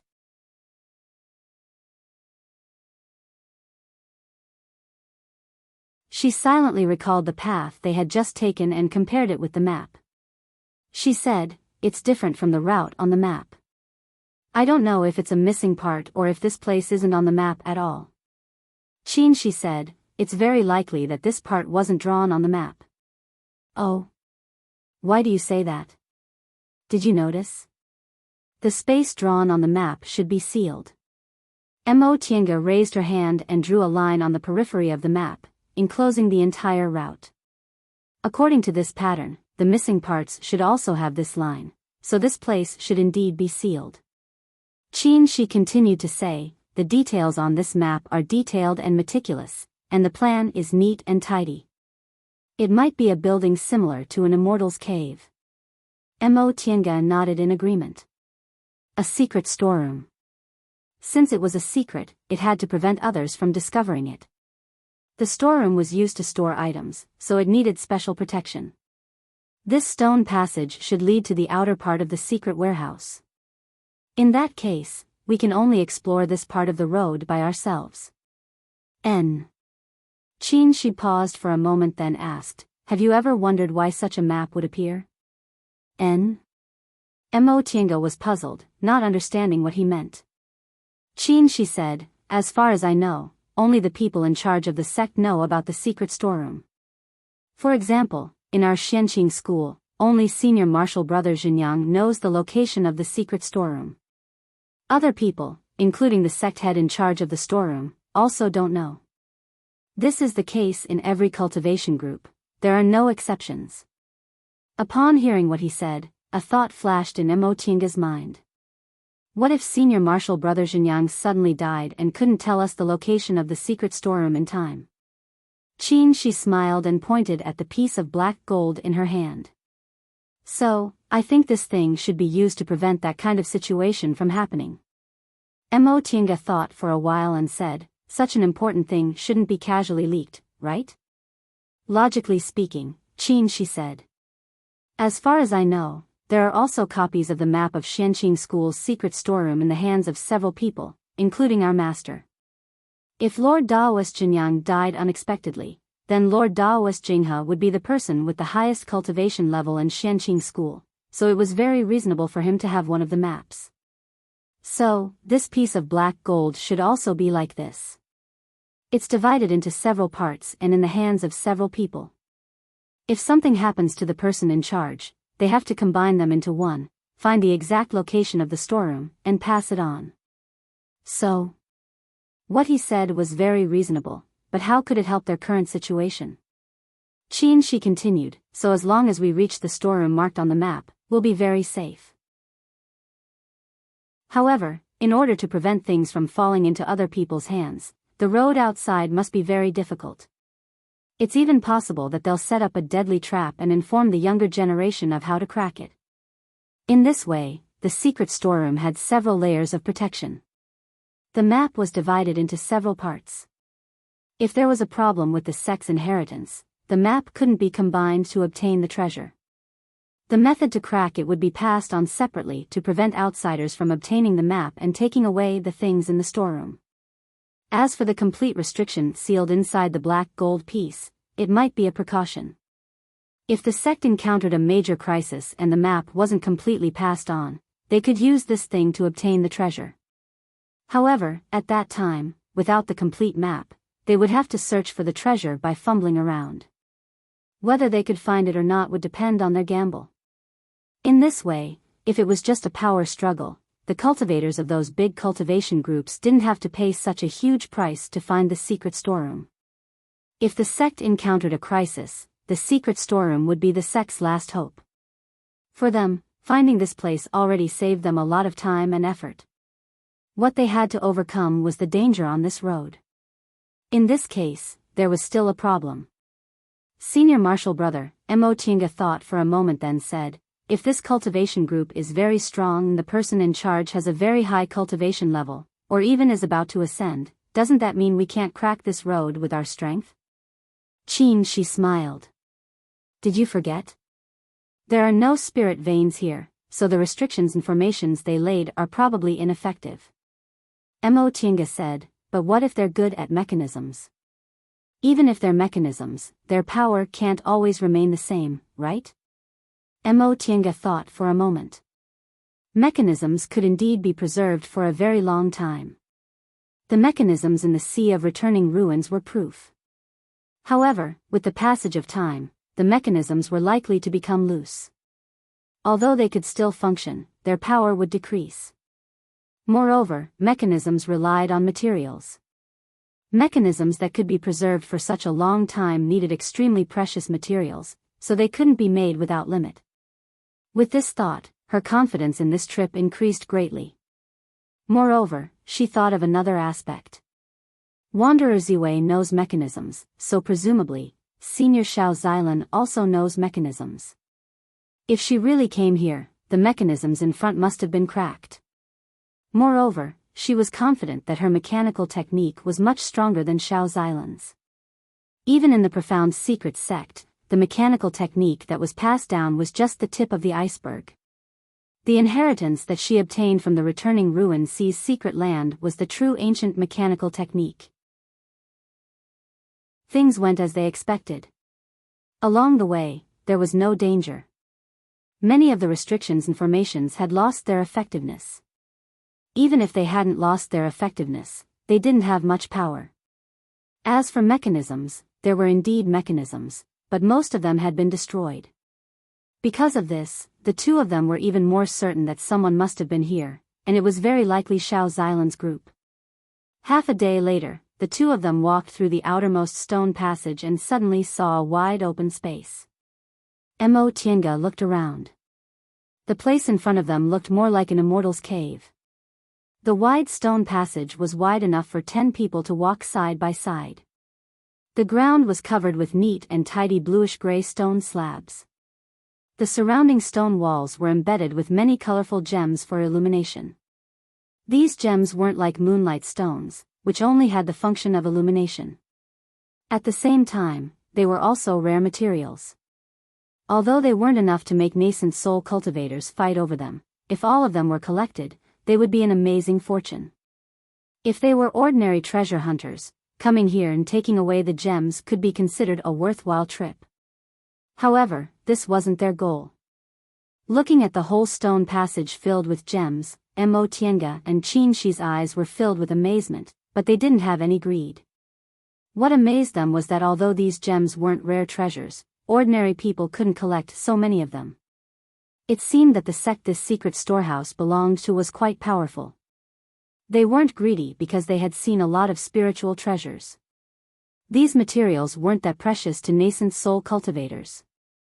"We have to be careful," Qin Shi said. Mo Tienga nodded lightly and let the jade bone puppet walk in front. There were traces of embedded gems at the front of the stone passage, but there were no gems, so they must have been taken away. These traces only lasted for 3 to 5 meters before they stopped abruptly. There was even half a gem that hadn't been dug out. It was very likely that something happened when they dug it out. Therefore, this part of the road might be dangerous. Following behind the puppet, the two of them stepped on the stone slabs and slowly walked forward. After walking for 3 to 5 meters, the puppet stepped on a stone slab. Suddenly, the ground shook slightly and the slab under its feet turned over. The two of them were very cautious and immediately retreated. At the same time, Mo Tienga controlled the jade bone puppet to fly in the air. By the time the two of them stood still, the stone slabs on both sides of the stone passage had disappeared. The stone slab in the middle of the passage also disappeared. Mo Tienga looked down and her scalp suddenly went numb. Underground fire was burning under this stone passage, and between the fire, there were densely packed fire ants crawling all over it. This kind of fire ant fed on fire and was born with spiritual aura. One wasn't that powerful. Even a small aura refining cultivator could kill them, but if there were thousands of them, even a nascent soul cultivator might not be able to deal with them. The two of them protected their bodies with spiritual aura and held magic weapons in their hands, ready to fight.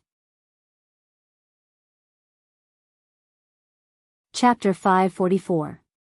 Countless fire ants rushed up like a tide, bringing with them a gush of blazing fire spiritual aura. The earth fire here wasn't the highest grade of extreme young real fire, but it wasn't too bad either. Mo Tienga thought that there was no spiritual aura on the ground of Fengsha City, so she didn't expect there to be spiritual fire deep underground. There must be a spirit vein here, but it was small and deep underground, so there was no spiritual aura on the ground. Buzz. With a buzzing sound, Qin Shi's 3 young real fire sword turned into countless small swords and attacked the fire ants. Wherever the swords went, the fire ants retreated one after another. Mo Tienga made a hand seal, then her whole body flashed with lightning and she also rushed forward. Among all kinds of spells, fire was the most destructive, and lightning was the most powerful.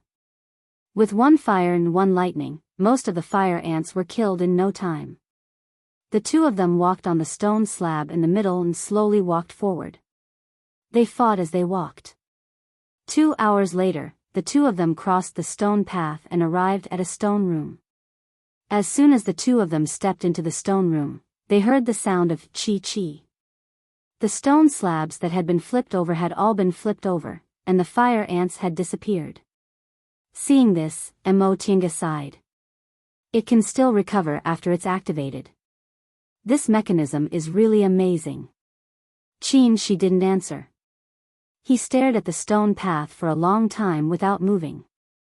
Seeing this, Mo Tienga pulled his sleeve. Senior Marshal Brother? Qin Shi regained his composure and said, "Did you notice that as soon as the mechanism was activated, spiritual aura leaked out? There's spiritual fire here, so there's naturally a spirit vein. Since there's a spirit vein, the restrictions here are probably still intact. Mo Tiange had thought of this before, but she wasn't worried. It doesn't matter. The spiritual aura on the spirit mountain in returning ruined sea is so abundant that the restrictions are still weakened. This is just a small spirit vein. Even if the restrictions are still intact, they should be easy to break. She thought about it and nodded in agreement. The two of them rested for a while and were about to start again when they suddenly heard rustling sounds behind them. They turned around and saw the stone slab was turned over again. Mo Tiange was surprised. What's going on? They already passed this stone path. Why was the mechanism activated again? Someone's coming. Shi's divine sense had already detected other people's breaths. They're both in the early stage of the nascent soul realm. Could it be that those two devil cultivators have already arrived? No, that's not right. One Taoist and one demon, not those two. The two of them looked at each other in confusion. There were only two Taoist cultivators and Huaziki. Huaziki and Zhongxi were already dead. How could there still be Taoist cultivators? Could it be that people from the Sandstorm City had come again? One Dao and one devil? Mo Tiange was bewildered. Could it be that the male cultivator brought someone else here? Those two demonic cultivators were obviously not as strong as them. Maybe the male cultivator had found some helpers. The far west was so far away, but they found helpers so quickly. Could it be that their partners were behind them? It's all right. Upon seeing Mo Tiange's questioning gaze, Shi shook his head lightly. As long as they're in the early stage of the nascent soul realm, they're probably not my match. With the vermilion bird bow, he was now able to go toe-to-toe with late-stage cultivators. No matter how powerful early-stage cultivators were, there was no way they could match late-stage cultivators. For example, Jing Xingji was a sword cultivator who practiced ancient secret techniques. He could be said to be a top-notch existence among early-stage cultivators, but he was only a bit stronger than ordinary middle-stage cultivators. He was far from being a match for late-stage cultivators. Seeing how confident he was, Mo Tiange didn't say anything. She thought for a moment then said, these two people not only killed Huaziki and Zhongxi, but they also found their way here. Could it be that their goal is also this secret storehouse? It's very likely. One secret storehouse is already enough in Sandstorm City. It's impossible for there to be too many secret places.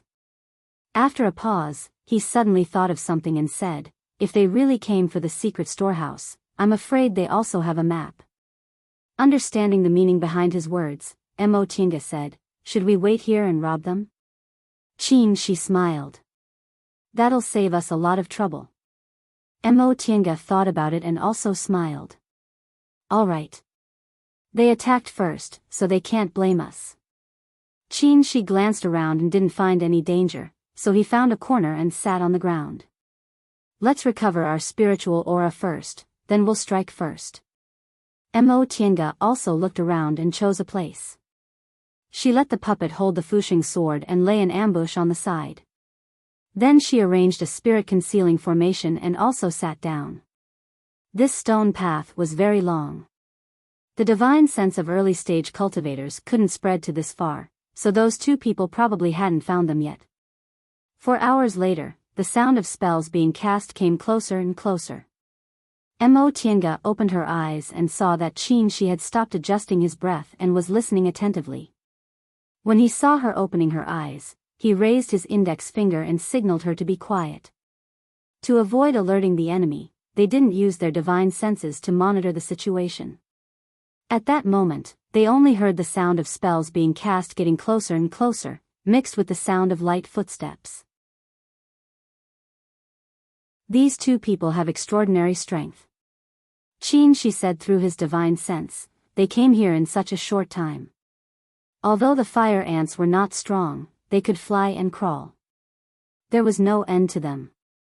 They were very troublesome. The two of them walked for more than 2 hours. The two of them only took a little longer than them. Mo Tiange listened for a while then said, it seems there's a sword cultivator. The sound of sword aura was the clearest and sharpest, so she most likely didn't mishear it. She frowned slightly. Be more careful. By the time he finished speaking, the two men had already arrived.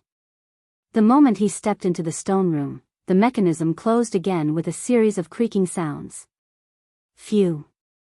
Someone gasped and was about to speak when a sword light suddenly swept over silently. He was so shocked that he swallowed his words. Clang.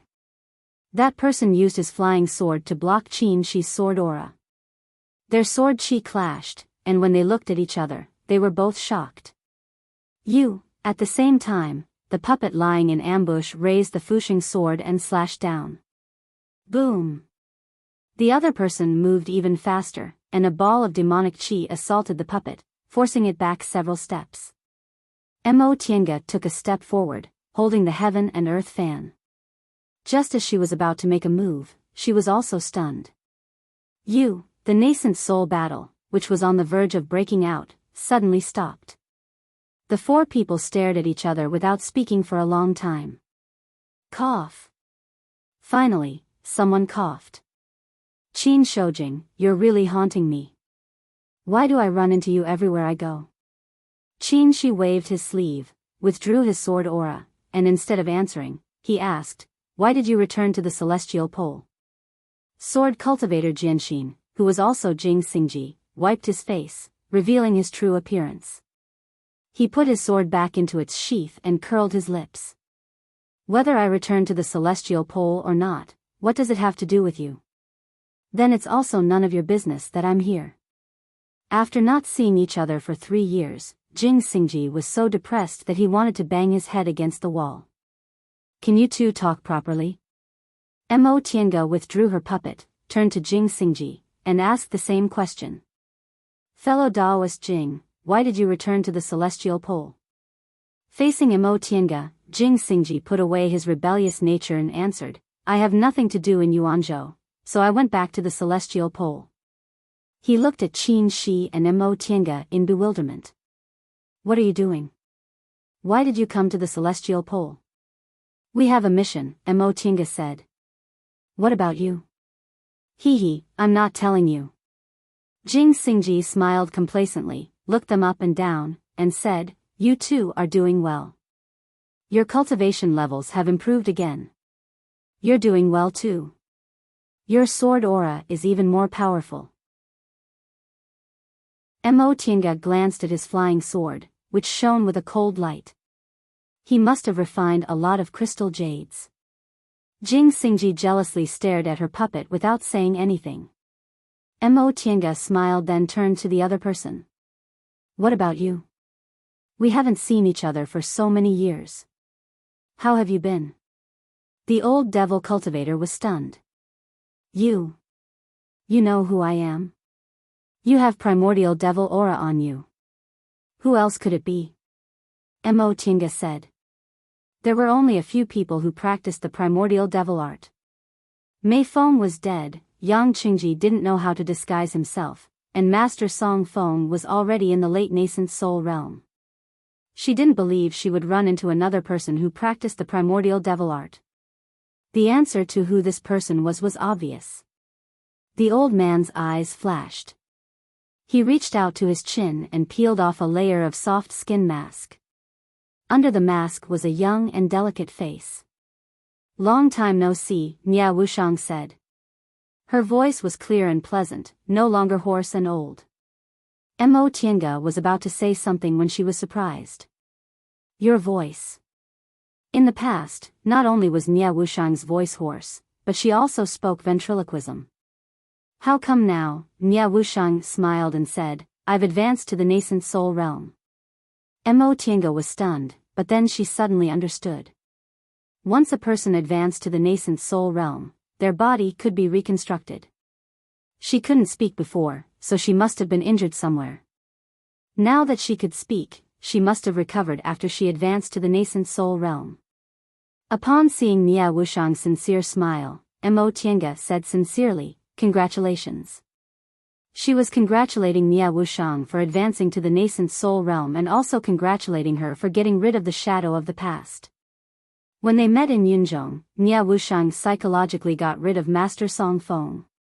And now, the scars left on her body by Master Song Feng were also gone. Nia Wushang understood. She stared at Mo Tiange with sparkling eyes. You too. Not only did you return safely from Yunzhong, but you also successfully advanced to the nascent soul realm. Enough. Jing Xingji interrupted their conversation. Don't congratulate me here and there. I'll congratulate the two of you. Isn't that enough? We don't have much time. We'll catch up later. Jing Xingji said sternly, let's talk about our purpose in coming here first. We all know in our hearts that running into each other here definitely wasn't a coincidence. Running into each other in the far west could be considered a coincidence, but running into each other in the underground stone passage leading to the secret storehouse, this probability was too low. Even if their purpose was different, their destination must have been the same. The four pairs of eyes stared at each other for a while before Mo Tiange coughed and took out the black gold piece. I guess you also have this thing, right? Upon seeing this thing, Nia Wushang said, turns out the last piece of the map is with you. It seems the Dao cultivators, those two Yunzhong devil cultivators mentioned, were you. Yunzhong devil cultivators? Mo Tiange and Qin Shi glanced at each other. Those two people turned out to be devil cultivators from Yunzhong. Why did devil cultivators from Yunzhong come here? We'll talk about this later. Nia Wushang stared at them.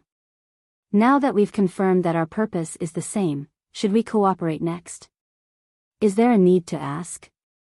Mo Tiange said, if I don't cooperate with you, should I cooperate with those two devil cultivators? They also have the map, right? Nia Wushang smiled. Alright, then let's compare the map first and see how we can cooperate.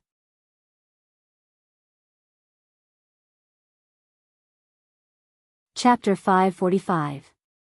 The two of them took out a pair of maps. Sure enough, they were connected together except for the bottom piece.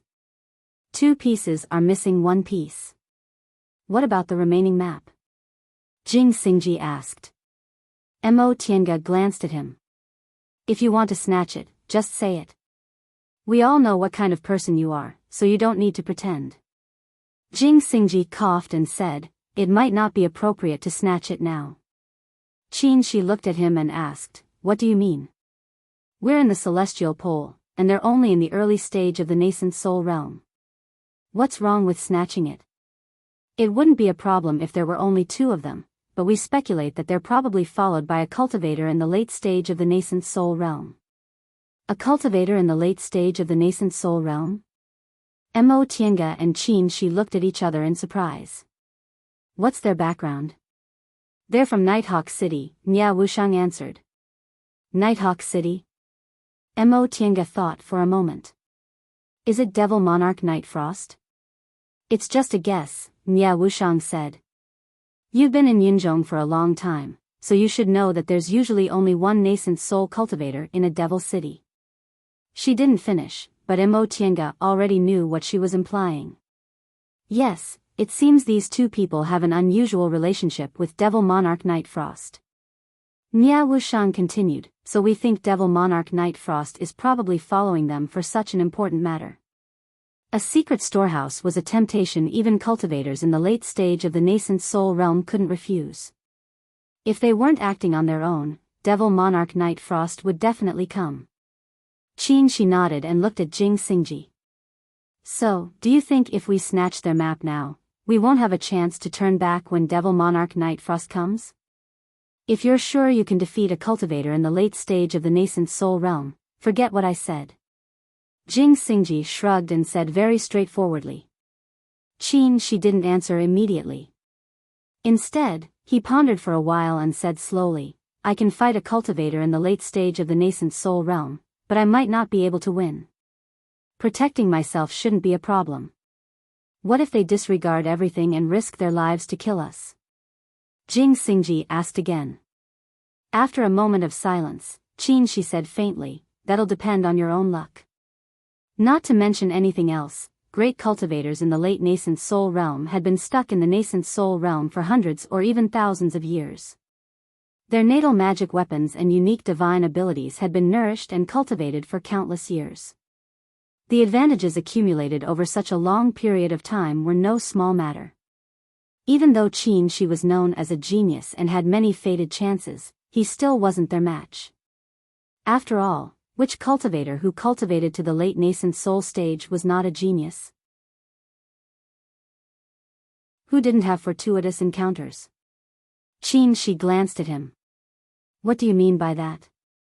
Jing Xingji rubbed his nose and said, I'm just suggesting a possibility. That Night Frost Demon Monarch is a woman, and women tend to be emotional, even if they've cultivated to the nascent soul realm. Why are you all looking at me?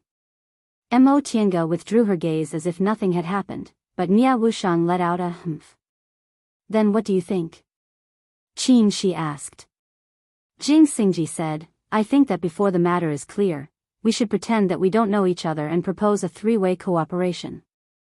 It won't be too late to decide after we find the storehouse. If they found the storehouse smoothly, it didn't matter whether they snatched the map or not. If those two devil cultivators played tricks on the way, the four of them could just kill them.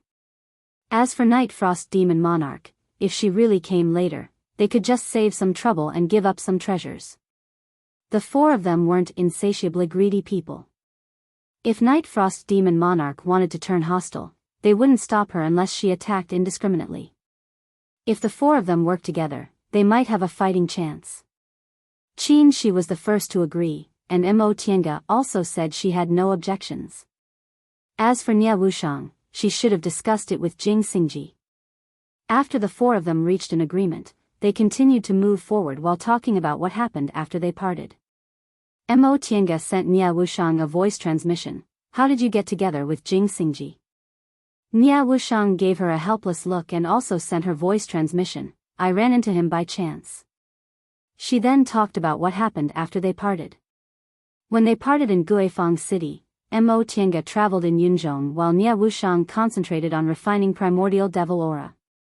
The primordial devil aura she swallowed was Mei Feng's preparation to directly advance from the early stage to the late stage. Although it wasn't complete, the energy it contained couldn't be underestimated. It was enough for her to advance from the core formation realm to the nascent soul realm. After Mo Tiange left, she entered closed-door meditation for more than 40 years and advanced to the nascent soul realm in one fell swoop. Mo Tiange did some calculations. Nia Wushang advanced to the nascent soul realm only a few years after she formed her nascent soul. Nia Wushang didn't hear about what happened in the Sea of Returning Ruins until she came out of closed-door meditation. This was a major event in the cultivation world of Yunzhong. It was related to most of the nascent soul cultivators in Yunzhong and various big forces. Low-level cultivators didn't know much about it, but high-level cultivators knew everything. Nia Wushang felt sad when she learned Mo Tiange was locked in an independent space and probably couldn't come out. But in less than 2 years, she heard Mo Tiange not only left the secret place in the Sea of Returning Ruins safely, but also advanced to the nascent soul realm and turned Yunzhong upside down because of her nascent soul tribulation. Mo Tiange asked, what happened to Yunzhong after that? I went to Yuan province after the heavenly tribulation. After I came back, I've been in closed-door meditation. I only came out not long ago, so I haven't had time to inquire about what happened in Yunzhong. This question made Nia Wushang laugh gloatingly. You definitely don't know how big of a trouble you've caused. What? Mo Tiange didn't understand.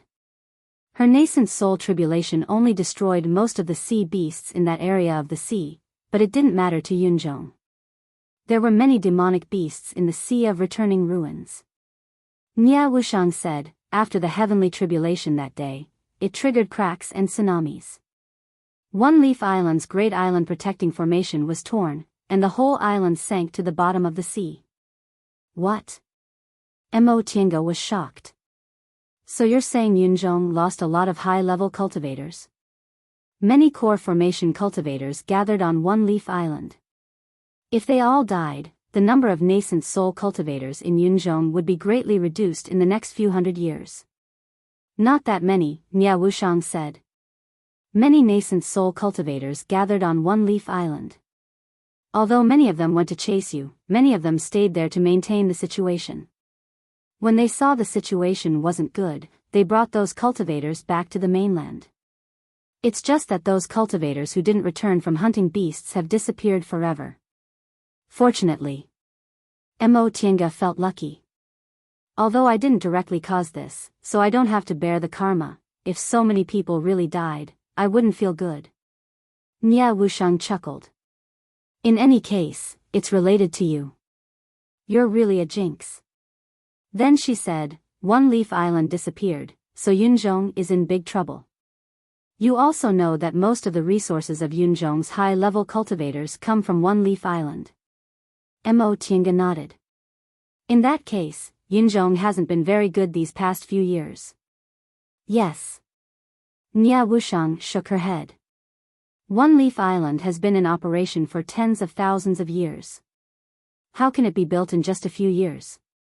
Besides, the southern end of Yunzhong is no longer the Sea of Returning Ruins, and there are far fewer sea beasts there. In my opinion, Yunzhong has already lost its advantage in resources. Now, it's not much better than the Celestial Pole. Speaking of spiritual lands, the Celestial Pole also had a lot of them, but they lacked the resources of the sea compared to Yunzhong. Now that Yunzhong lost One Leaf Island and was no longer connected to the Sea of Returning Ruins, it no longer had an advantage. Mo Tiange looked a little happy. If that's the case, the Celestial Pole and Yunzhong won't have to worry about being suppressed if we join forces. Nia Wushang looked calm. Who's stronger or weaker has nothing to do with me. The only person related to her in the Celestial Pole was Master Song Feng, but he was a shadow in her life. And Yunzhong had nothing to do with her. Seeing her expression, Mo Tiange sighed inwardly and changed the topic. You haven't told me how you met Jing Xingji. Nia Wushang showed a bitter smile and answered, later, the world changed, and Yunzhong and the Celestial Pole became connected, so I returned to the Celestial Pole. Who would have thought that as soon as I arrived at Tiandao sect would run into this guy? She glanced at Jing Xingji. I see. Mo Tiange nodded. Then why did you come here? Nia Wushang lowered her head and fiddled with the black gold piece in her hand. After a long time, she finally said, I stole this thing from my master. Mo Tiange was stunned and extremely surprised. Could it be that the fated chance Master Song Feng obtained was here? Sure enough, Nia Wushang's next words confirmed her guess.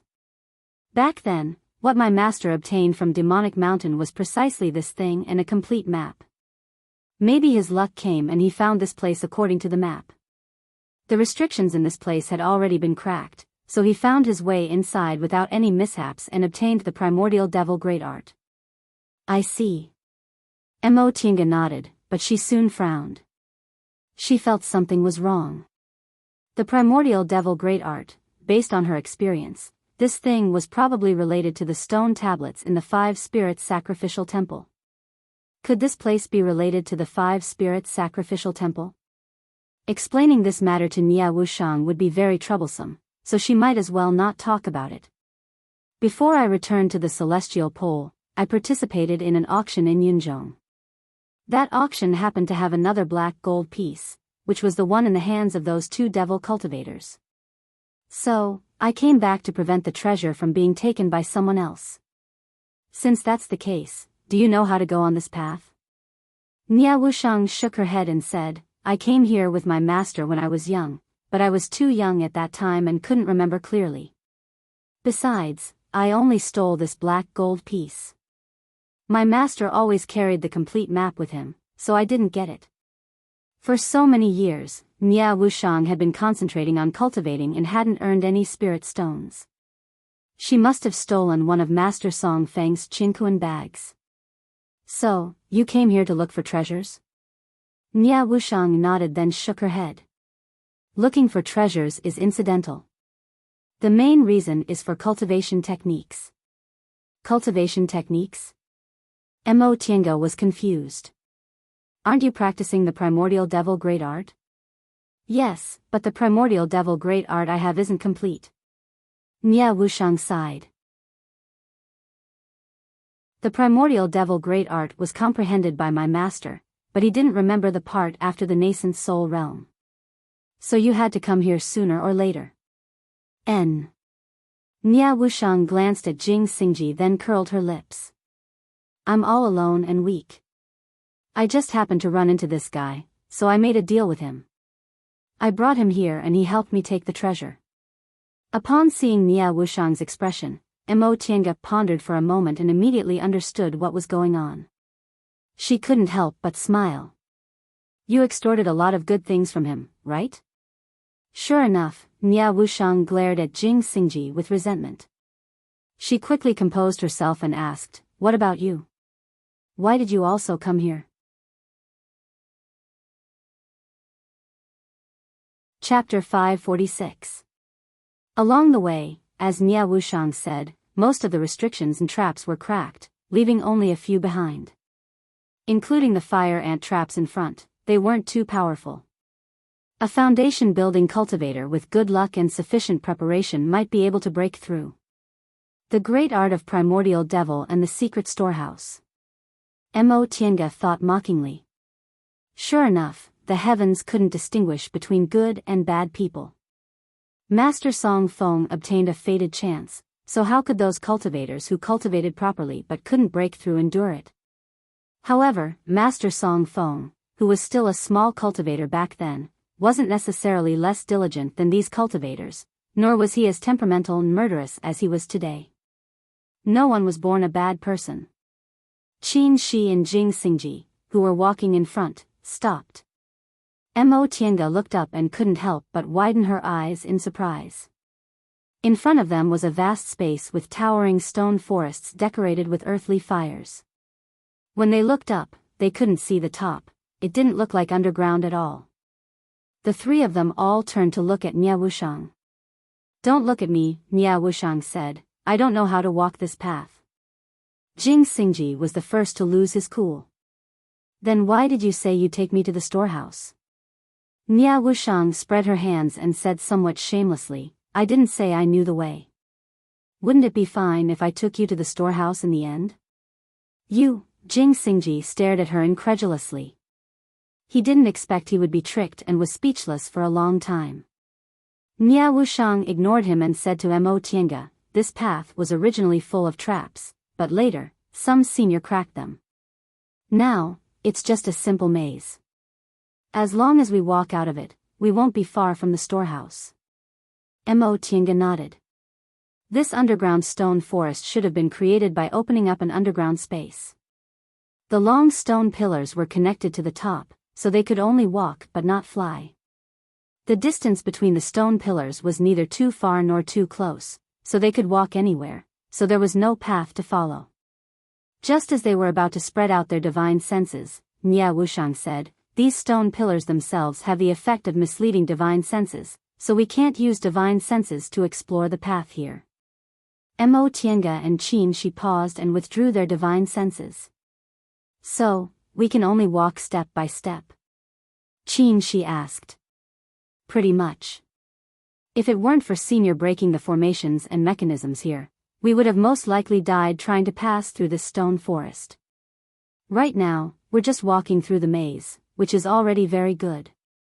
Soon after, Nia Wushang added, my master has come here many times, but he also walked through the maze. It was 80% likely that Xiao Xilan and her team were the ones who had broken the array formations and mechanisms here. Mo Tiange thought to herself. Xiao Xilan was indeed worthy of being the successor of Xuanji School. She was able to crack most of these mechanisms merely by relying on the sporadic mechanisms passed down from the distant past era. Along the way, there were only a few mechanisms that weren't completely cracked. With such attainments in mechanisms, why was she still unable to return? What had happened to her in this underground storeroom? Was it a formation mechanism that far exceeded their realm, or was it an internal strife? Qin Shi pondered for a moment then said, Sandstorm City can interfere with divine senses. Is it because of this stone forest underground? Mo Tiange couldn't help but nod. It's very possible. She could only understand part of the formation above, so it was only a guess that it could interfere with divine sense.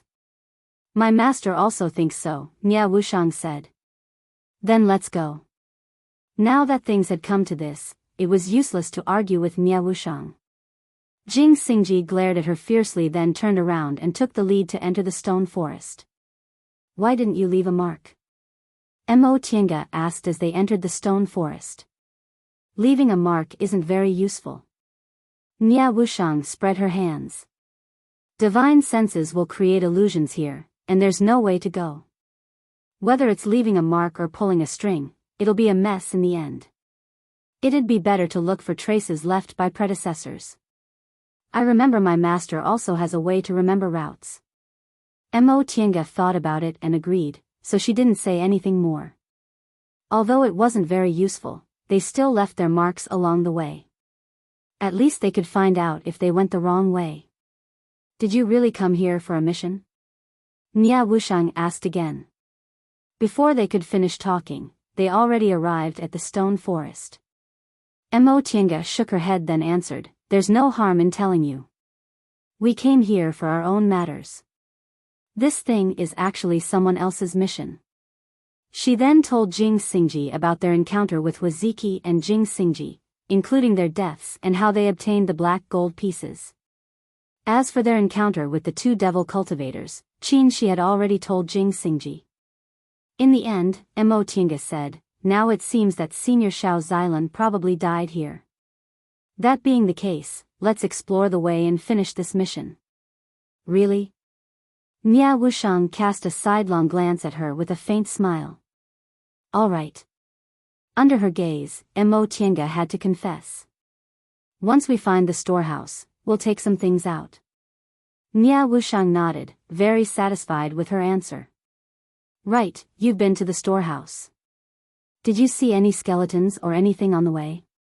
Nia Wushang shook her head. No. My master also said that when he first came here, he found that the traps and restrictions had long been cracked. Someone must have been here, but the storehouse was intact, and he didn't find any traces of those fallen cultivators. Is that so? Back then, Master Song Feng could reach the storehouse smoothly even though he was only in the foundation building realm. Obviously, the traps and restrictions along the way were no longer a threat. Then why did Xiao Xilan die here? Or were they wrong? Maybe this wasn't Xiao Xilan's burial place? There's one possibility. Nia Wushang knew what she was thinking, so she said, There's a passage outside the storehouse. I don't know where it leads, but there might be some clues. Passage? Mo Tiange's thoughts turned. She recalled Master Song Feng's primordial devil great technique and couldn't help but guess, could this passage lead to some sacrificial temple? Ahead of them, Qin Shi and Jing Xingji suddenly stopped. Jing Xingji shouted, Look, there's a mark here. Mo Tiange and Nia Wushang moved closer. As soon as she saw the tadpole-shaped mark, Nia Wushang's eyes brightened. This is my master's mark, she said, keep walking. If you see this mark, follow the direction of the tail. My master came here many times. This is the route he took, so it can save us a lot of trouble. The three of them didn't object and kept walking. The stone pillars were densely packed and extended in all directions. Often, after walking for a while, they couldn't find the mark anymore. However, Master Song Feng's route was a lot of repetitive, so they often walked around and saw another route. The four of them went back and forth. After spending several hours, they finally came out of the maze safely.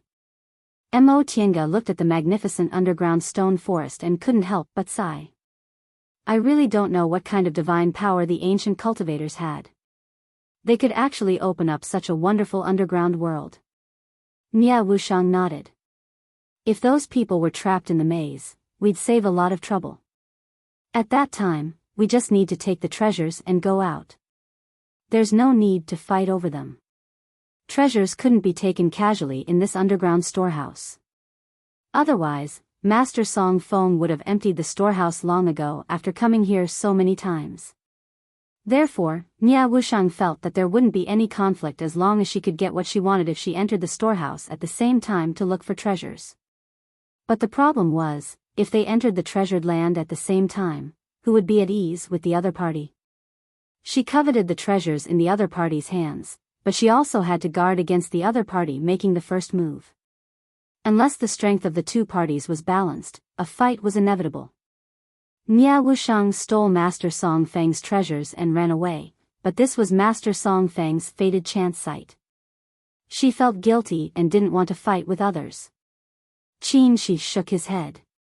If there are really late-stage nascent soul cultivators following them, I'm afraid this maze won't trap them for long. Let's move faster. After leaving the stone forest, there was a natural karst cave in front of them. The cave was low and had many hanging stalagmites. It extended in all directions and had countless interconnected cave entrances. They went in here and came out there, just like a natural maze. After passing through several checkpoints, all the mechanisms and restrictions were cracked without exception. The four of them arrived at the entrance of the storehouse without any danger. However, when they looked at the storehouse, Mo Tiange, Qin Shi, and Jing Xingji all doubted their eyes. The storehouse of Ice Palace, a great ancient cultivation group in returning ruined sea, was a huge ice cave. It was magnificent and incomparably gorgeous. At first glance, one could tell it was no small matter. But what about the storehouse in front of them? The low cave didn't have any decorations. It was completely different from the magnificent stone forest just now. It looked like a low-level cultivator's immortal's cave. Even if it was a secret storehouse, wasn't this too simple and crude? You didn't go the wrong way, did you? Jing Xingji looked at Nia Wushang suspiciously. Nia Wushang snorted through her nose and didn't answer. Mo Tiange looked at the cave in front of her. The cave entrance was narrow and didn't have any decorations. It was so gray that she almost ignored it. But even so, she didn't dare to look down on this storehouse at all. A layer of hazy light covered the cave entrance. Even if they didn't do anything, they could still feel the invisible spiritual aura pressure. Asterisk asterisk asterisk a woman in purple fluttered down from the sky of Sandstorm City. She was as cold as frost and as beautiful as a peach. Hong Xiao, who was under the sand tower, went to greet her. Lord. The woman in purple nodded. Her face was cold and expressionless. Shuang, Seeing her, the gloominess on Tianshuan's face finally faded a little. It was Devil Monarch Night Frost, the Lord of Night Owl City. She was still expressionless, but there was a hint of softness in her eyes. How is it? She asked while looking at Tianxian. Her voice was as cold as snow water, clear and transparent. I found it. Tianxian waved the sheepskin scroll in his hand and handed it to her. But it's a bit troublesome. Devil Monarch Night Frost took it, flipped through it, and threw it back to him. What kind of trouble? There are two other groups of people, Tianxian said. One group is cultivators from the Celestial Pole, and the other group is nascent soul individual cultivators from Yunzhong. There are 2 people in each group. How's their strength? Not bad. Tianxian frowned. The cultivators from the Celestial Pole are a man and a woman, one in the middle stage and the other in the early stage. I fought with the one in the middle stage, and I wasn't his match. As for the one in the early stage, Hong Xiao couldn't do anything to him. The 2 individual cultivators from Yunzhong are both in the early stage. One is a devil cultivator, and the other is a sword cultivator. The sword cultivator's strength is extraordinary. He broke my Azura hand. Devil Monarch Night Frost's gaze was fixed. Your hand, Tianxian raised his arm. It's okay. I was just careless. I told you to be careful when you come to the Celestial Pole. You've lived 2 lives, so how could you still be so careless? Devil Monarch Night Frost's voice was cold, but there was no reproach in her tone.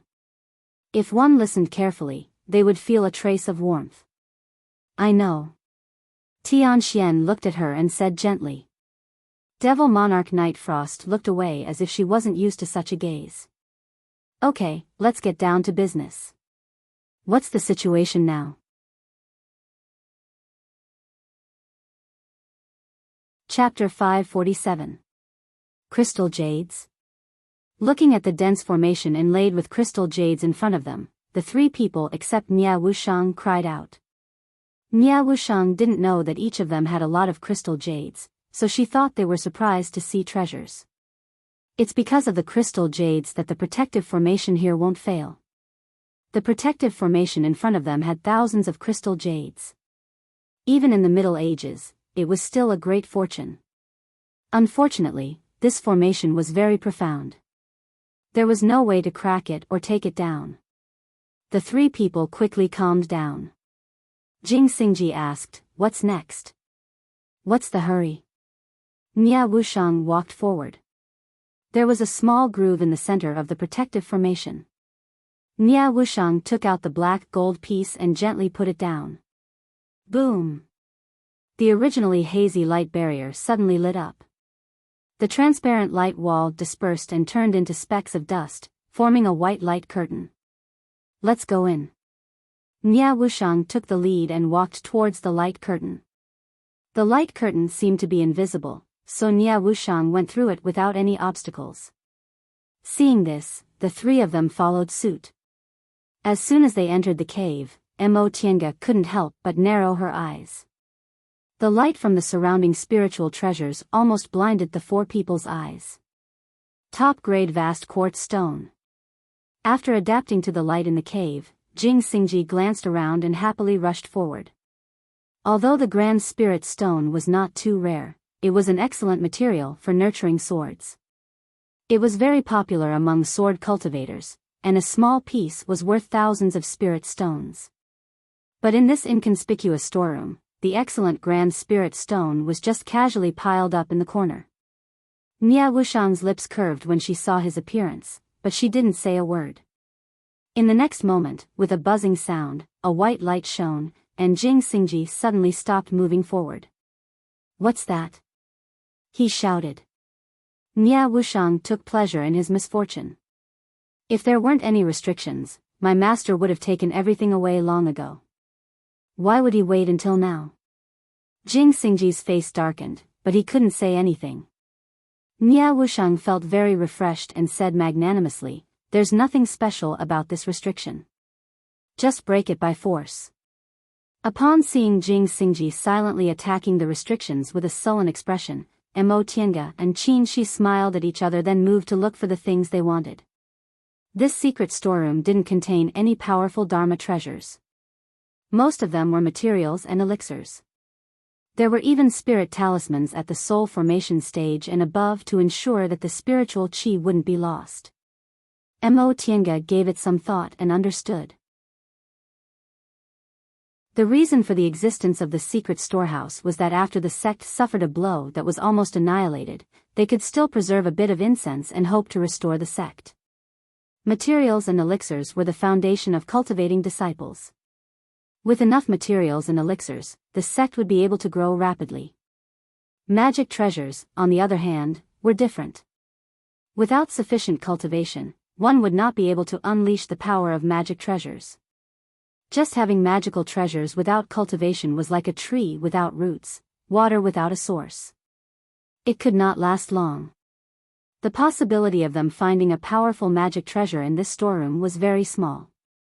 However, the materials in this storeroom were all rare top-quality materials. This trip was definitely a huge profit. Unfortunately, there were restrictions around these materials, so he could only take one or two. Before long, Qin Shi took a fancy to a piece of Xian Fire Jade Essence. This piece of Xian Fire Jade Essence was 2 feet high. It was fiery red and crystal clear. Although it was half a foot long, he could still clearly see the scene on the other side. Xian Fire Jade Essence was a top-grade material used to refine fire attribute magic treasures. Back then, a piece of Xian fire jade essence produced in Immortal's ruins almost caused many nascent soul cultivators to fight for it. Even Master Song Feng took action, which showed how precious it was. The quality of this piece of Xian fire jade essence was similar to the one produced in Immortal's ruins, but its size was several times bigger. Qin Shi summoned the 3-yang real fire sword and said to Mo Tiange, "You look for it first. If you see something you like, call me." Mo Tiange nodded and walked away alone. Although there were many materials in this storeroom, there was nothing she particularly wanted. She had decided not to refine other offensive magic treasures. She had the fan of heaven and earth and the Fuxing sword in her hands, as well as the great heavenly thunder technique. Although auxiliary magic treasures were damaged by the heavenly tribulation, they could be repaired, so there was no need to refine them. As for medicinal pills, that was what she lacked the least. A moment later, she stopped in front of an item. It was a crystal the size of a fist. It was transparent and looked like a crystal. At first glance, it was a solid object, but when she stared at it carefully, she saw that it seemed to have water ripples. After staring at it for a while, she saw a dense mist. The strangest thing was that this thing actually didn't have spiritual aura. Could it be an ordinary object? Mo Tiange muttered. She looked left and right and shook her head. This thing couldn't be an ordinary object. The restrictions around it were even more advanced than those of those precious materials, so how could it be an ordinary object? After looking at it for a while, Qin Shi didn't find anything she particularly wanted. He took out the Xian fire jade essence and came over. "How is it?" Mo Tiange pointed at the crystal and said, "Can you recognize this thing?" Qin Shi looked at it for a while, but he still couldn't figure it out. "What's this? Why is it so strange? It doesn't look like a material from the cultivation world at all." Mo Tiange thought for a while then said, "Let's take this thing away. Even we can't recognize it, so it must be extremely precious." Qin Shi had no objection. He once again summoned the 3-yang real fire sword and attacked the restrictions. The two of them worked together. They originally thought they would be able to break the restrictions very quickly, but unexpectedly, the strength of the restrictions was beyond their imagination. After struggling for a whole hour, they only managed to make a crack. When they got the crystal, Nia Wushang suddenly said vigilantly, "Someone's coming." Upon hearing this, Mo Tiange, Qin Shi, and Jing Xingji stopped at the same time and turned around. Nia Wushang explained, "I hid devil aura on the road, and I sensed someone passing by. It's them." Jing Xingji took back his flying sword. "Can your devil aura sense their cultivation levels?" Nia Wushang shook her head. "No, but I can sense that there are 3 of them." The 4 people looked at each other. In the end, Qin Shi said, "It seems your guess is correct. Then what should we do now?" Nia Wushang looked at them. "To be honest, I haven't advanced to the nascent soul realm for long, so I don't have the slightest confidence in facing a late-stage nascent soul cultivator." Mo Tiange pondered for a while then asked, "Then should we hide?" Jing Xingji nodded then looked at Nia Wushang. "We're here to look for treasures.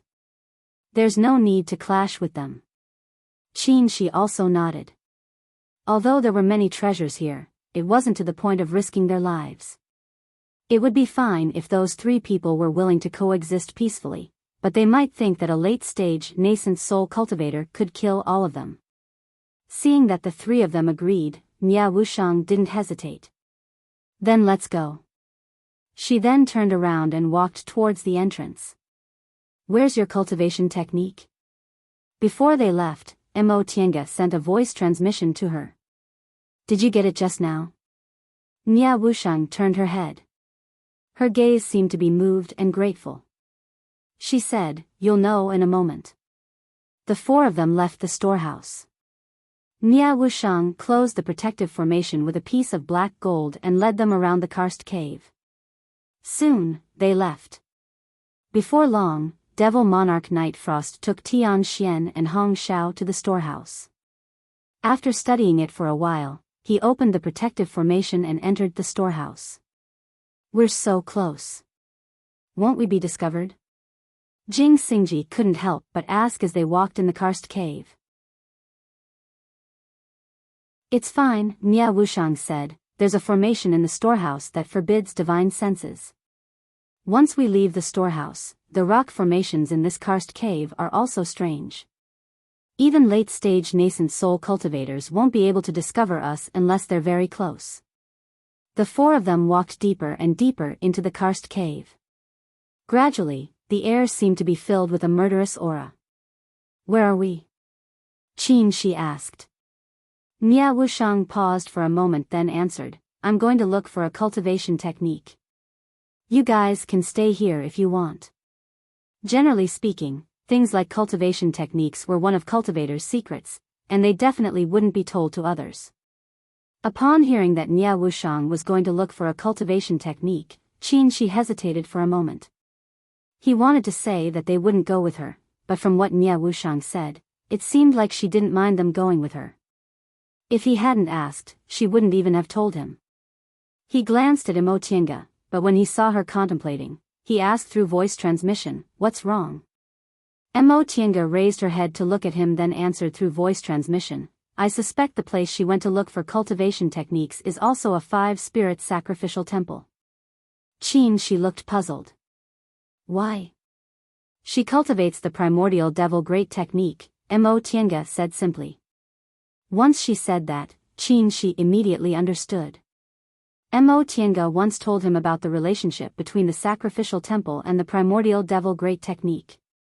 He also had a stone tablet he obtained from Mei Feng, so it was very likely related to the primordial devil great technique.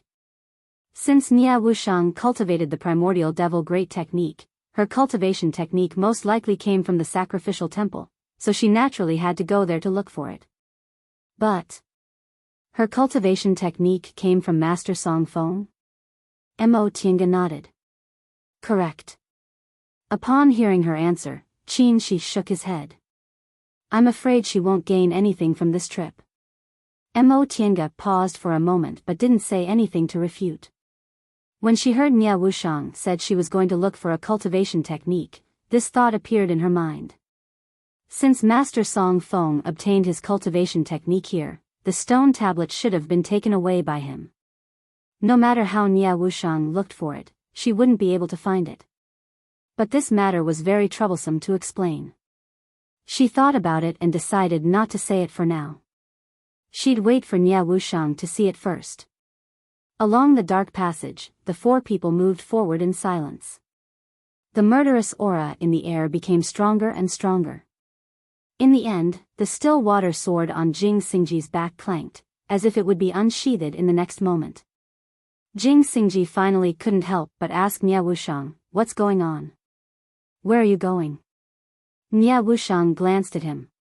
It's good for you. She then walked forward regardless of Jing Xingji's questions. Jing Xingji had to restrain his impatience and follow her.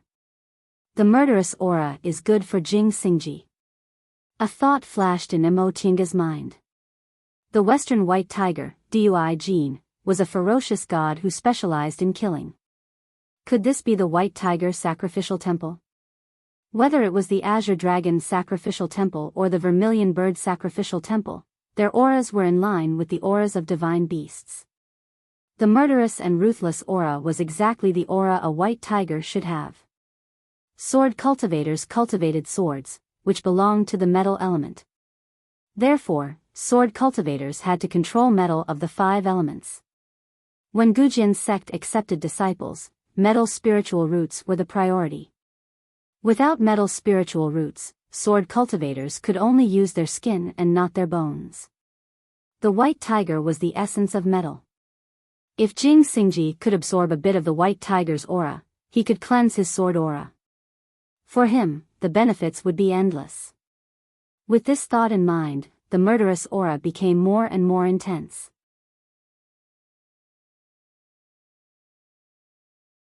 Chapter 548. At the end of the karst cave, several bluestones were scattered messily. Upon closer inspection, it turned out that the karst cave was cut off by a stone wall. Someone must have broken the stone wall to connect the two places. The four of them passed through the hole in the stone wall and stepped on a spacious stone path. Where are we? Jing Xingji looked around. If it was just a guess, Mo Tiange was now sure that this must be a sacrificial temple. Heavy boulders were neatly piled up to form a stone wall. The wall was smooth, simple, and deep, carrying an ancient aura. When they stood on the stone path, the vast murderous aura drowned them. Everyone felt their blood boiling as if someone was beating a drum in their heart, making their blood boil. Jing Xingji's flying sword was jumping and even made a clear whistling sound. Mo Tiange felt something moving inside the spiritual beast bag.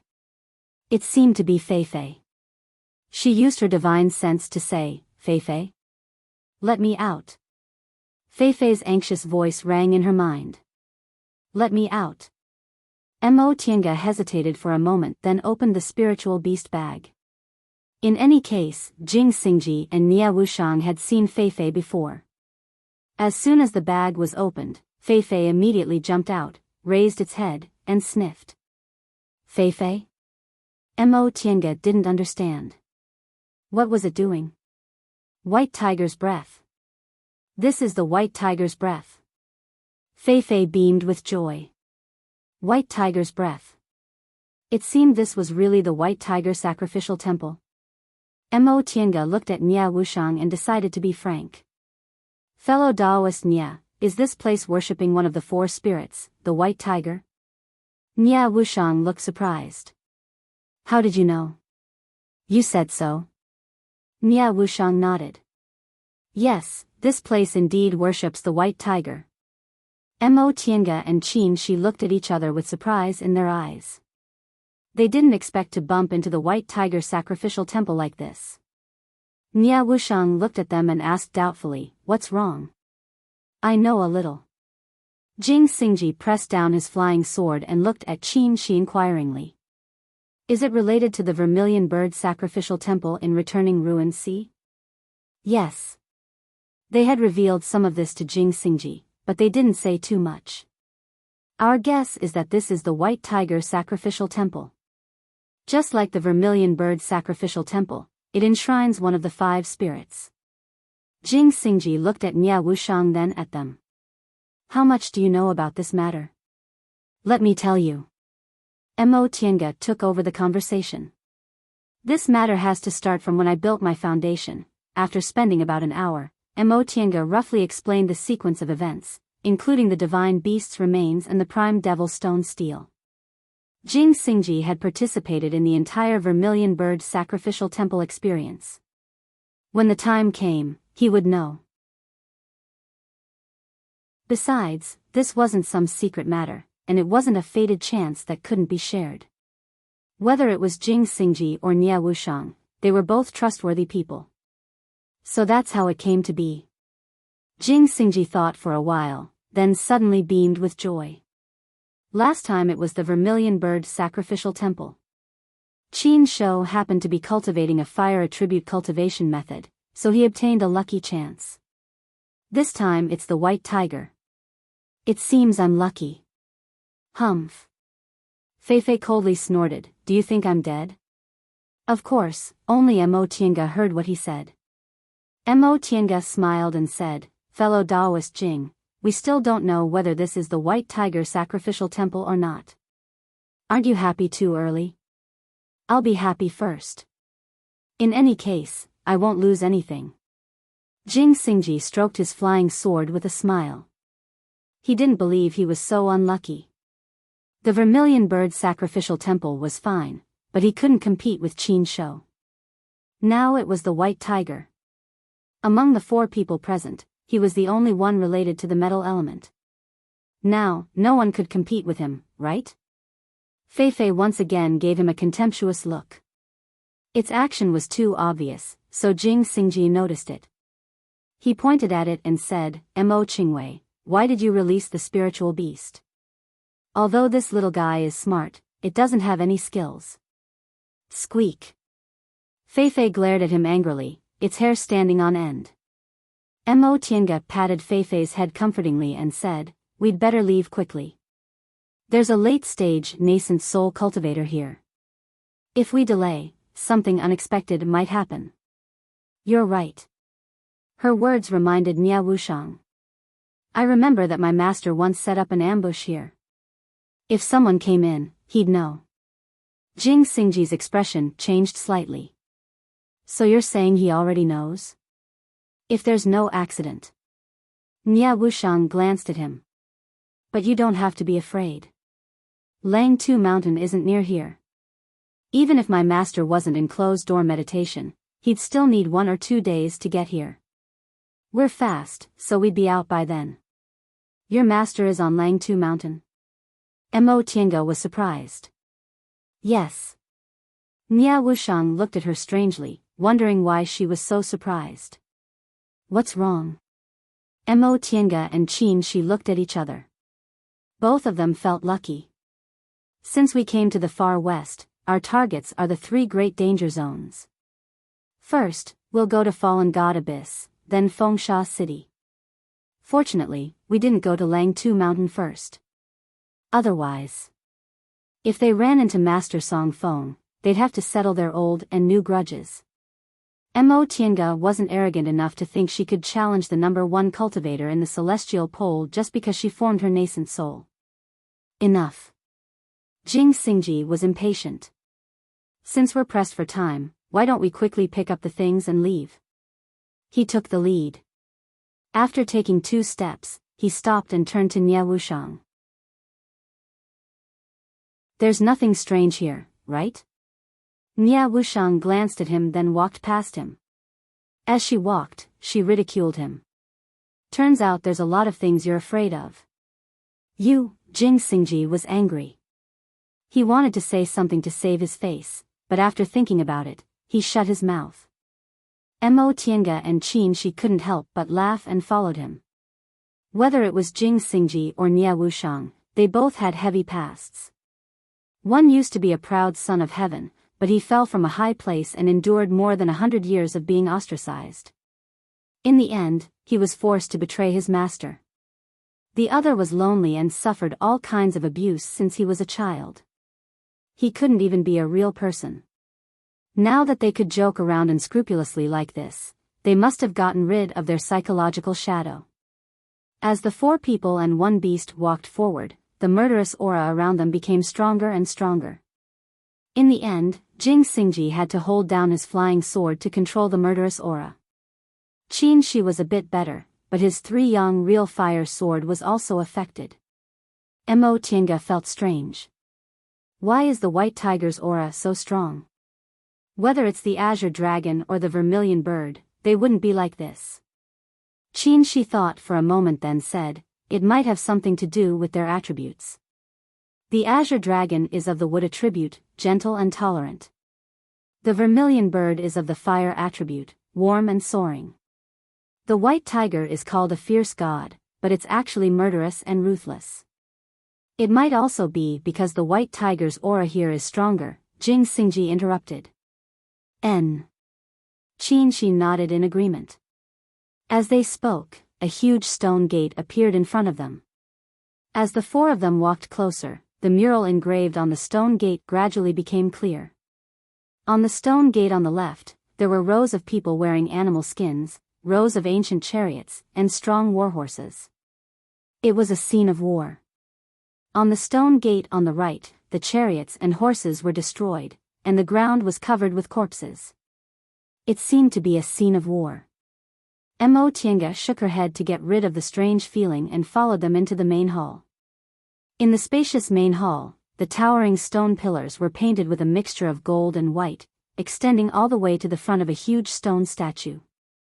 Standing in front of the stone statue, a murderous aura assaulted her face. Its limbs were strong, and it had a pair of wings on its side. Its huge head was raised, and it opened its mouth to roar. Jing Xingji shook his head in disappointment. Why isn't there a psychic magic weapon here? Mo Tiange collected her thoughts and said, the vermilion bird bow is in the vermilion bird sacrificial temple because Ice Palace has it. Then where does the white tiger's aura come from? Mo Tiange smiled but didn't say anything. There was no vermilion bird bone in the vermilion bird sacrificial temple because Ice Palace refined it into the vermilion bird bow. The white tiger's aura in the white tiger sacrificial temple was so strong, so the bone should still be there. This isn't your purpose, right? Mo Tiange looked at Nya Wushang. Nya Wushang said, "Why don't you wait here? I'll be right back." Cultivation techniques were cultivators' secrets, so Mo Tiange didn't say much. Go then. After Nya Wushang left, the three people and one beast looked at each other. In the end, Jing Xingji asked, "Where are we going next?" Mo Tiange shrugged. "How would I know?" Jing Xingji glared at her. "How could you not know?" The two of them stared at each other for a while before Mo Tiange smiled. "If there are no accidents, the white tiger's bone should be in the sacrificial temple. Let's look for it." "Then what are we waiting for? Let's go." Jing Xingji raised his flying sword and was about to leave. "Wait." Mo Tiange stopped him and pointed at Feifei. "Feifei's here. Why are you in such a hurry?" Feifei curled its lips and cast a disdainful glance at Jing Xingji. It then jumped down from Mo Tiange's shoulder and flew away. "Let's go." Mo Tiange called out and followed it. As they followed Feifei, the white tiger's breath became stronger and stronger. In the end, they rushed into a stone door. What they saw was a huge white tiger more than 100 feet long. It was lying quietly on the ground as if it was resting, but it was completely lifeless. Mo Tiange was stunned to see this scene. What's going on? After millions of years, there should only be a skeleton left, just like the Azure Dragon. Why is there a complete white tiger here? Feifei? She called out. Feifei was also stunned. It stood at her feet, hesitating to go forward. Upon hearing her call, it scratched its head and said, "Don't ask me. I also don't know what's going on." Jing Xingji was puzzled. Alive? Or dead? She didn't say a word. With a wave of his spiritual aura, the three-yang real fire sword emitted a sword light that pounced on the white tiger. "Hey, Qin Shoujing!" Jing Xingji shouted. She ignored him. The sword light touched the white tiger's body. It suddenly shone brightly, and a blazing aura hit them in the face. What's going on? Mo Tiange was surprised. She had to exert some force to retract the sword light. The white tiger's breath. His expression changed again and again. In the end, he said, "It seems we can't take this thing away." "Why?" Jing Xingji looked at him strangely. "No matter how big the white tiger is, we have Qinquan rings. Why can't we take it away?" She didn't explain. He just said, "Try it." Jing Xingji thought for a moment, then pointed his right hand. The sword light also pounced on the white tiger. In the next moment, his expression changed greatly. He clenched his teeth and retracted the sword light with great difficulty. Mo Tiange was about to ask when the ground suddenly shook. What's going on?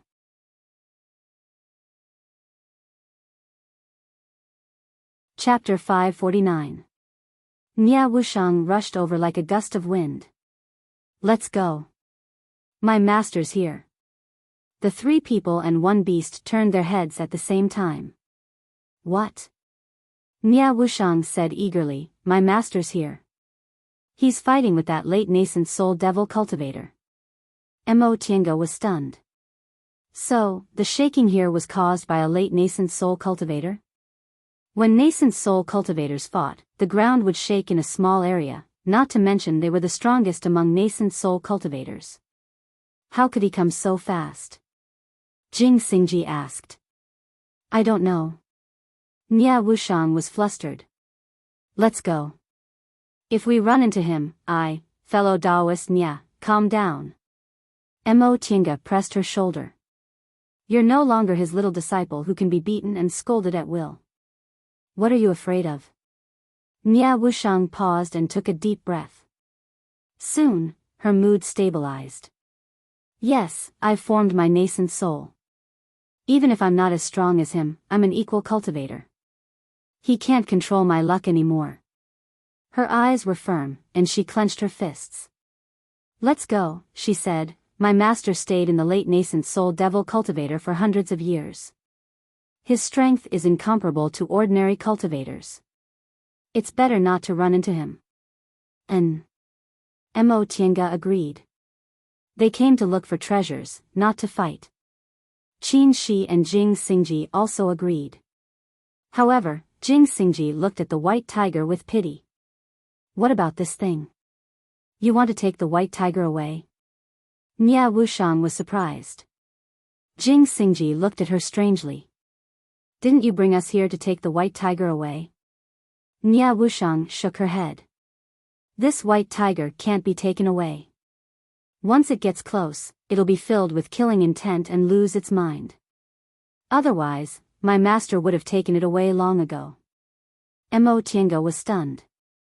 So this was what happened to Qin Shi and Jing Xingji just now. So this white tiger wasn't fated with them? Then why did you bring us here? Jing Xingji asked.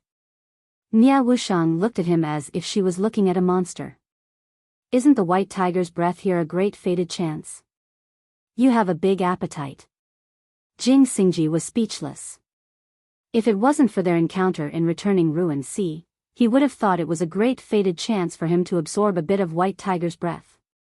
However, Qin Shi obtaining the vermilion bird bow immediately raised his expectations. Let's go. Nia Wushang said, White tiger is right here. No one can take it away. If my master is free, we'll be out of luck. The three of them no longer hesitated. Qin Shi and Jing Xingji sheathed their swords. Mo Tiange dragged Feifei back into her spiritual beast bag, then followed Nia Wushang towards the entrance of the sacrificial temple. As they flew, Mo Tiange asked, How's your cultivation technique? Nia Wushang sighed and shook her head. Back then, when my master came here, he only sat in meditation to absorb the devil qi. I thought there was something mysterious about the devil qi, but after trying for a long time, I couldn't find anything. Mo Tiange had long expected this, so she wasn't surprised. The prime fiend's steel in this sacrificial temple must have been taken away. Master Song Feng probably came here because there was still pure primordial devil aura left here. Nia Wushang naturally wouldn't be able to get anything. How did you know it was your master? Jing Xingji asked. Nia Wushang rolled her eyes at him and said, I left devil aura on it, alright? She already said it just now, but she really didn't have the slightest memory. Jing Xingji shut his mouth after being despised for no reason. How could your master come here so coincidentally? Qin Shi continued to ask. Nia Wushang was very polite to Qin Shi's question. I don't know. I also think it's very strange. Even if he noticed us as soon as we came in, it's impossible for him to come here so quickly. They'd only been here for half a day, and Langtu Mountain wasn't close, so it didn't make sense for Master Song Feng to come here so quickly. Mo Tiange turned around and asked, Do you think your master will definitely win?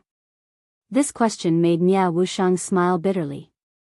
Although I hate my master to the bone, I was taught by him, so I couldn't be clearer about his abilities. Even if that person is one of the three great devil monarchs in Yunzhong, I don't think he's my master's opponent, or in other words, in my eyes, no one in the world is his opponent. Then you. Mo Tiange wanted to say that wouldn't she have to hide from Master Song Feng for the rest of her life until he passed away? But she thought that saying this might stab her sore spot, so she didn't say it. Nia Wushang guessed what she wanted to say, so she said sadly, Fortunately, I'm younger than him. If he can't advance to the deification realm, he probably only has 300 or 400 years left to live. At that time, I'll be truly free. Mo Tiange was silent. She felt sad for Nia Wushang, but she also sighed for Master Song Feng. As it turned out, that insufferably arrogant Master Song Feng only had 300 or 400 years left to live. If he couldn't live forever, no matter how powerful he was, he would eventually become a pile of bones. As they talked, they dashed towards the entrance of the sacrificial temple. Before long, they returned to the karst cave. The commotion from the fight was getting louder and louder. The sacrificial temple was only shaking, but inside the karst cave, stones kept falling. Nia Wushang led them through many turns and detours in the karst cave. Noticing that Nia Wushang didn't take the original path, Mo Tiange asked, "Where are we going?" Nia Wushang answered, "If we leave along the original path, my master will definitely notice that there's another path here, but it's a bit more difficult to walk." "I see." The four of them didn't say anything else and used their fleeing technique to leave quickly. Boom! A loud noise came from afar. The rock layer shook, and sand and stones fell with a rustle. Boom! Boom! The noise became louder. Presumably, the fight between the two nascent soul cultivators had reached its climax. Another rock fell. Nia Wushang, who was walking in the front, waved her sleeves and smashed the rock into powder without stopping for even a moment. Mo Tiange followed behind them, feeling something was wrong. It was said that nascent soul cultivators had the ability to move mountains and drain seas. However, this mountain was a small mountain, and the sea could only be an inland sea.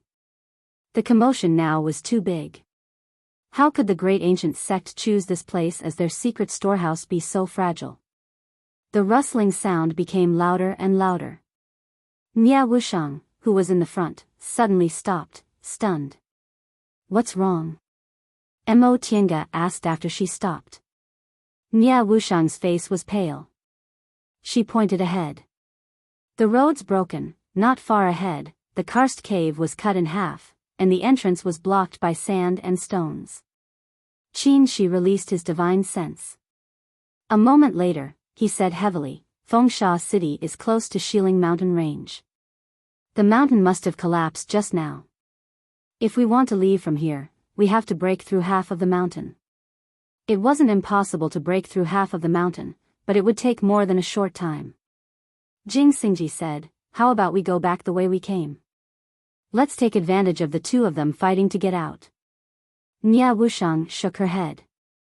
"If my master sees us, he'll definitely stop us." She smiled bitterly. "I betrayed him and know too many of his secrets, so he won't let me go." Mo Tiange had no doubt about this. Master Song Feng always sought revenge for the smallest grievance. Among his enemies, Qin Shi wasn't a big deal, but Lord Daoist Jinghe only had a disagreement with him, and he still bore a grudge against him. Moreover, Nia Wushang stole many of his treasures and ran away. "Go." Nia Wushang turned her head and looked at the ground. "Without me, you still had a chance to escape." She lowered her head and didn't dare to look up. At this moment, Nia Wushang's heart was filled with indescribable sorrow. When she escaped from the celestial pole, she thought she would die in the South Sea. She abandoned herself to despair and only hoped to taste freedom in her remaining years. Later, she met Mo Tiange in Yunzhong, strengthened her heart to seek the Tao, and finally became a normal person. If she could, she wouldn't ask for immortality or ascension, she just wanted to live happily like a normal person. But she knew her master wouldn't let her go. In her master's eyes, running away from him was equivalent to betraying him, not to mention stealing so many of his treasures. He would definitely catch her and punish her for her betrayal, just like her mother. In fact, she remembered what her mother was like. When she was born, her master was in closed-door meditation. When he came out, she was already 3 years old. At that time, she was ignorant and didn't know her happiness was so fake until one day, her master appeared and her mother suddenly disappeared. She remembered. She always remembered these things. After her master killed her mother, he didn't kill her, but he also didn't care about her. She didn't know what death was, and she certainly didn't know her mother would never come back. She cried for a whole day. Later, she couldn't stand the hunger anymore, so she looked for food herself. Many days later, her master appeared again. Seeing that she was still alive, he took her back to his cave. She didn't dare to recall these things, so she pretended she forgot. To her master, she was the evidence of his betrayal. She could only live humbly by his side and let him take revenge on her mother for her betrayal. Suddenly, she heard a sharp noise. She came back to her senses from her memories and turned around, only to see Jing Xingji cutting the stone wall with his sword. "What are you doing?" Jing Xingji glanced at her. "I'm running for my life, of course." "Huh?" She was stunned. Jing Xingji didn't look at her. He focused on cutting the stone wall and muttered, "I don't have the habit of sacrificing my companions." On the side, Qin Shi also summoned his 3-yang real fire sword. He smiled at her and said, "Fellow Daoist Nya, I'm someone your master must kill. He also won't let me off." Right after he said that, his 3-yang real fire sword also slashed at the stone wall. Mo Tiange was the only one left. She patted Nya Wushang's shoulder and went to help without saying anything. Nya Wushang stared at them in a daze. Gradually, the corners of her eyes became moist. "What are you waiting for? Come and help!" Jing Xingji shouted. She smiled, wiped the tears from the corners of her eyes, and walked over. The 4 of them worked together, quickly cutting a hole in the stone wall. Not long after, a long passageway had been carved out. As they were fighting, Qin Shi suddenly stopped. "Something's wrong." Seeing his grave expression, Mo Tiange was puzzled. "What's wrong?" "Something's wrong," Qin Shi said. "There's a strange aura coming from here." Mo Tiange was stunned. She used the soul-refining art and spread her divine sense. There was indeed a strange aura that seemed to be coming from the storehouse. It was cold and gloomy. Just by touching it with divine sense, she felt goosebumps all over her body. This aura expanded very quickly.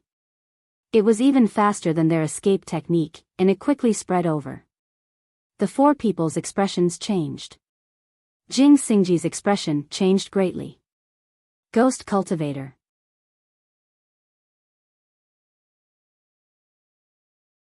Chapter 550. You've seen ghost cultivators? Qin Shi tilted his head and asked when he saw Jing Xingji calling out without hesitation. Jing Xingji nodded. "I saw them when I was wandering in Yunzhong." Mo Tiange remembered that ghost cultivators did exist in Yunzhong, but there were very few of them and they lived in seclusion, so she hadn't seen them in Yunzhong. How could there be ghost cultivators here? Qin Shi felt more and more strange. It was one thing to put the secret storeroom and White Tiger sacrificial temple together, but how could there be ghost cultivators here? Was this a treasured land of feng shui or a place of extreme evil? Huh? Nya Wushang was at a loss when she saw the 3 of them looking at her. "I don't know." If she knew, she would have said it earlier and would have prepared for it. A cold and gloomy aura spread quickly. Mo Tiange reacted quickly and took out the Lotus Elemental Umbrella. The Lotus Elemental Umbrella had a restraining effect on Devil Aura, so it should also have some effect on the similarly negative Ghost Aura, right? The Lotus Elemental Umbrella floated in the air and emitted a spiritual light when it sensed the Ghost Aura. However, the Ghost Aura only stopped for a moment and continued spreading, and the Lotus Elemental Umbrella suddenly dimmed. Mo Tiange was shocked. The Lotus Elemental Umbrella was surrounded by a gloomy and deep black aura, silently but quickly swallowing the spiritual light of the Lotus Elemental Umbrella. She hurriedly took out a Qiankuan bag and put the Lotus Elemental Umbrella back into the Qiankuan ring to prevent the ghost aura from corroding other magic weapons. The Qiankuan ring was a mustard seed space that could store Qiankuan bags that use spatial formations. Qin Shi's 3-yang real fire sword emitted a sword light that circled around and turned into a light shield, blocking the ghost aura. After refining the vermilion bird bow, Qin Shi's real fire had completely transformed into the vermilion bird's flame. The vermilion bird was the symbol of light and had a natural restraining effect on ghosts and devils. "I'll block the ghost aura." "Hurry up," he said. Jing Xingji nodded and once again summoned his flying sword, which transformed into thousands of sword lights and hit the rock wall. Although they came from Fengsha City, they had walked underground for a long time and had long been out of Fengsha City's range. Judging from the surrounding rocks, they should be inside Shieling Mountain Range. The terrain of Shieling Mountain Range was complicated. Hopefully, they didn't go in the wrong direction. Otherwise, they would have to spend a lot of effort to leave. Alas! Mo Tiange sighed inwardly. She had come here to look for Xiao Xilan's remains. Treasure hunting was just a convenience. Now that the situation had developed beyond her expectations, she could only come back later. Speaking of which, it was strange.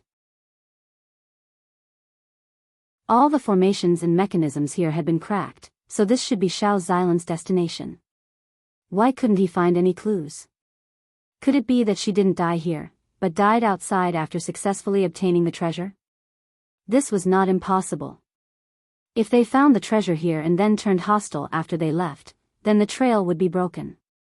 How troublesome. She frowned. It wouldn't be easy for him to come here again. To them, ghost cultivators were completely foreign to them. If they were to really fight against them, they had no confidence at all. Hurry up. Qin Shi, who was resisting the ghost aura, shouted. Ghost cultivators are coming out. After the ghost chi filled the air, the ghost cultivator finally appeared. That powerful and sinister aura caused one's hair to stand on end. It was the same chilling aura, but the ghost chi was completely different from the devil chi. The devil chi was dark and terrifying, but it still belonged to the human world. The ghost chi, on the other hand, made people feel as if they had fallen into an ice cellar. They were at a loss and lost the will to live. Mo Tiange's divine sense also discovered the ghost cultivator. To be exact, it was a mass of condensed ghost chi. The ghost cultivator had no body, so even if it formed a ghost infant, it was still just a mass of aura. This ghost cultivator's aura was very powerful. It shouldn't be inferior to the nascent soul realm. As soon as it appeared, it went to where Master Song Feng and Devil Monarch Night Frost were. The four of them heaved sighs of relief. It was good that the target wasn't them. But in the next moment, the four of them were stunned. After this ghost cultivator appeared, many other auras gushed out. They were all nascent soul ghost cultivators.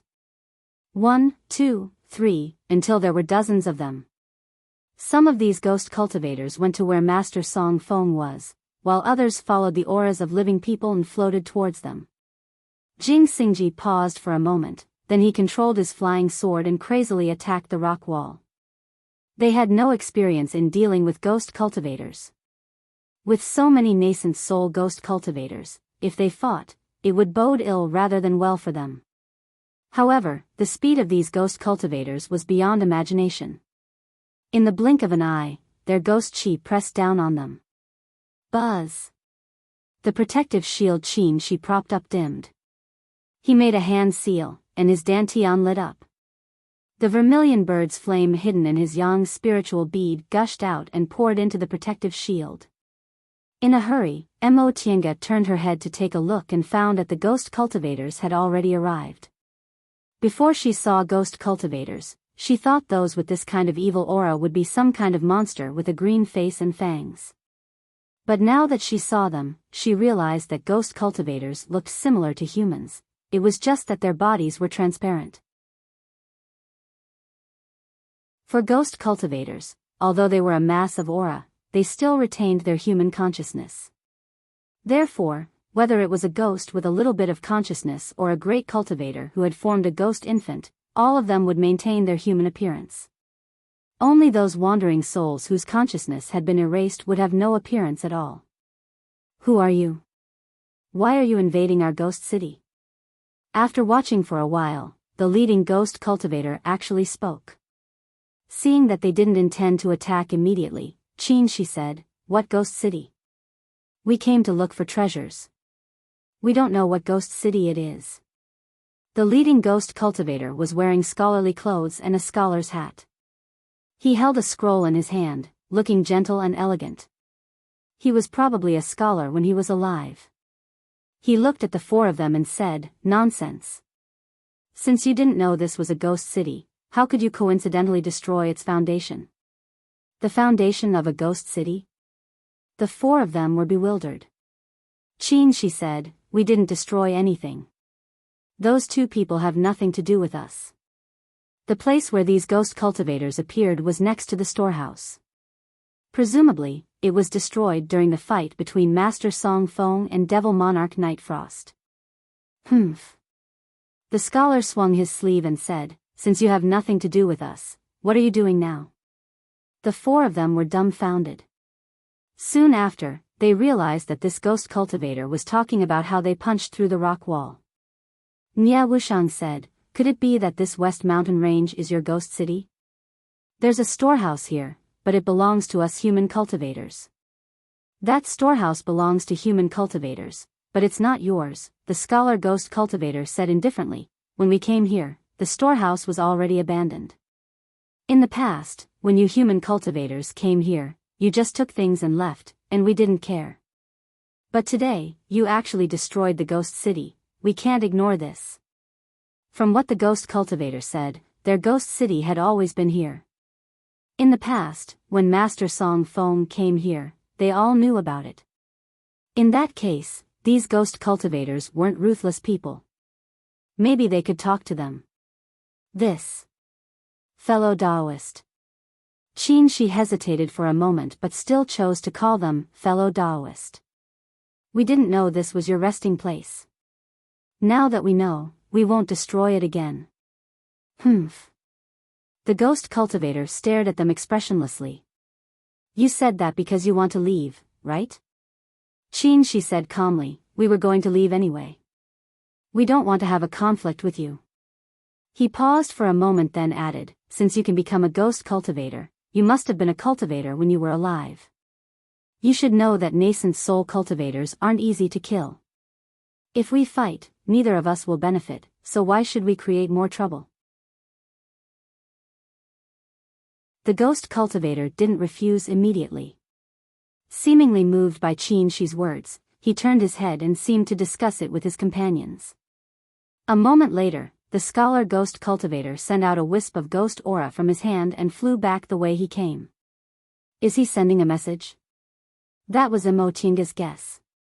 After sending out this wisp of ghost aura, the dozen or so nascent soul ghost cultivators in front of Mo Tianga stopped talking and just stood there quietly. This scene was too strange. Mo Tianga felt it was absurd. Not to mention that the appearance of these ghost cultivators was strange, but the origin of these ghost cultivators was already a problem. For so many years, no one had ever heard of the existence of a ghost city in the celestial pole. Where did this ghost city come from? Were they originally here or did they move here? According to ancient records, there were ghost cultivators in the early years of the celestial pole, but they disappeared later. Could it be that these ghost cultivators didn't disappear but hid here and built a ghost city? In addition, were the nascent soul ghost cultivators so worthless? There were less than 100 nascent soul cultivators in the entire celestial pole, and they were scattered all over the place. Great sects that occupied large spirit veins usually only had nascent soul cultivators. Why did a ghost city of ghost cultivators have so many nascent soul ghost cultivators? Moreover, it was impossible for all the nascent soul ghost cultivators to come out in full force to deal with the few of them. In that case, didn't that mean there were 50 or 60 nascent soul ghost cultivators in this ghost city? Mo Tianga was terrified when she thought of this. In that case, the power of this ghost city was too terrifying. If ghost cultivators came out, wouldn't the Celestial Pole Immortal Alliance, which was fighting on two fronts, be in more trouble? While she was lost in her thoughts, Qin Shi pondered for a moment then asked the ghost cultivator, fellow Taoist, how should I address you? The scholar ghost cultivator's face was pale. He said expressionlessly, my name is Wen Si. So it's fellow Taoist Wen Si. Qin Shi cupped his hands and said, my surname is Qin, and my Taoist name is Shoujing. I'm a cultivator of Xianqing School. Upon hearing the words, Xianqing School, the ghost cultivator's eyes moved, and he said stiffly, so it's fellow Taoist from Xianqing School. Qin Shi was curious. Fellow Taoist, do you know about Xianqing School? We're all people, Wen Si said blankly. Xianqing School has been established for more than 100,000 years. Of course we know about it. So you're all cultivators of the celestial pole? She asked tentatively. Wen Si's gray eyes flashed. What do you want to say? She said, fellow Taoist Wen Si, rumor has it that ghost cultivators have long disappeared from the celestial pole. As it turns out, you moved here and established a ghost city. You don't need to probe.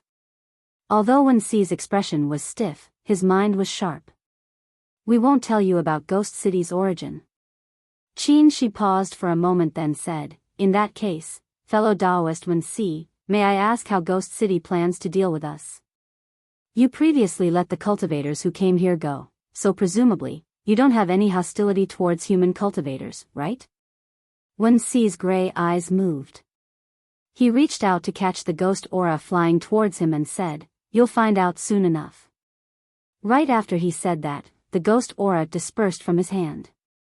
His gaze shifted, and he raised his scroll. The ghost venerable has ordered us to kill them all.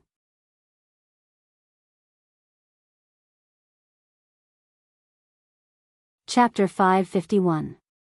After being accused of destroying the ghost city by the ghost cultivators, Mo Tianga's group of 3 stopped punching through the mountain wall to avoid angering them. There were more than 10 nascent soul ghost cultivators in front of them.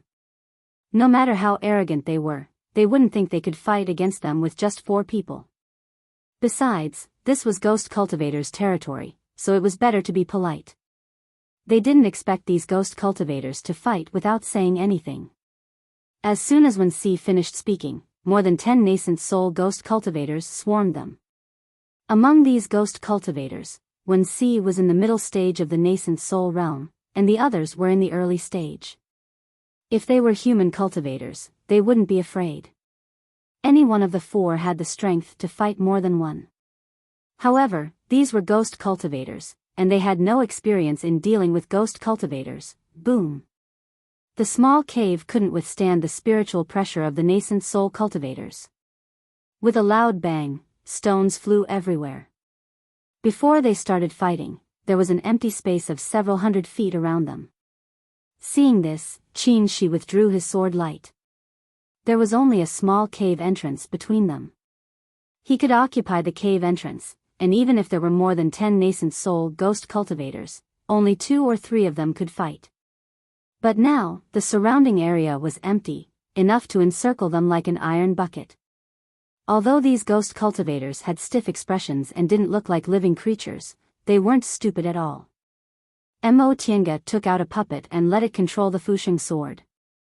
This puppet was wearing a magic weapon Taoist robe and holding the Fusheng sword, which was enough to fight against an early-stage nascent soul cultivator. A ghost cultivator rushed towards her. Mo Tianga waved her heaven and earth fan, and countless flowers and plants flew out of the fan, entangling the ghost cultivator. The ghost cultivator held a white bone stick and waved it without any fancy moves, knocking all the flowers and plants down.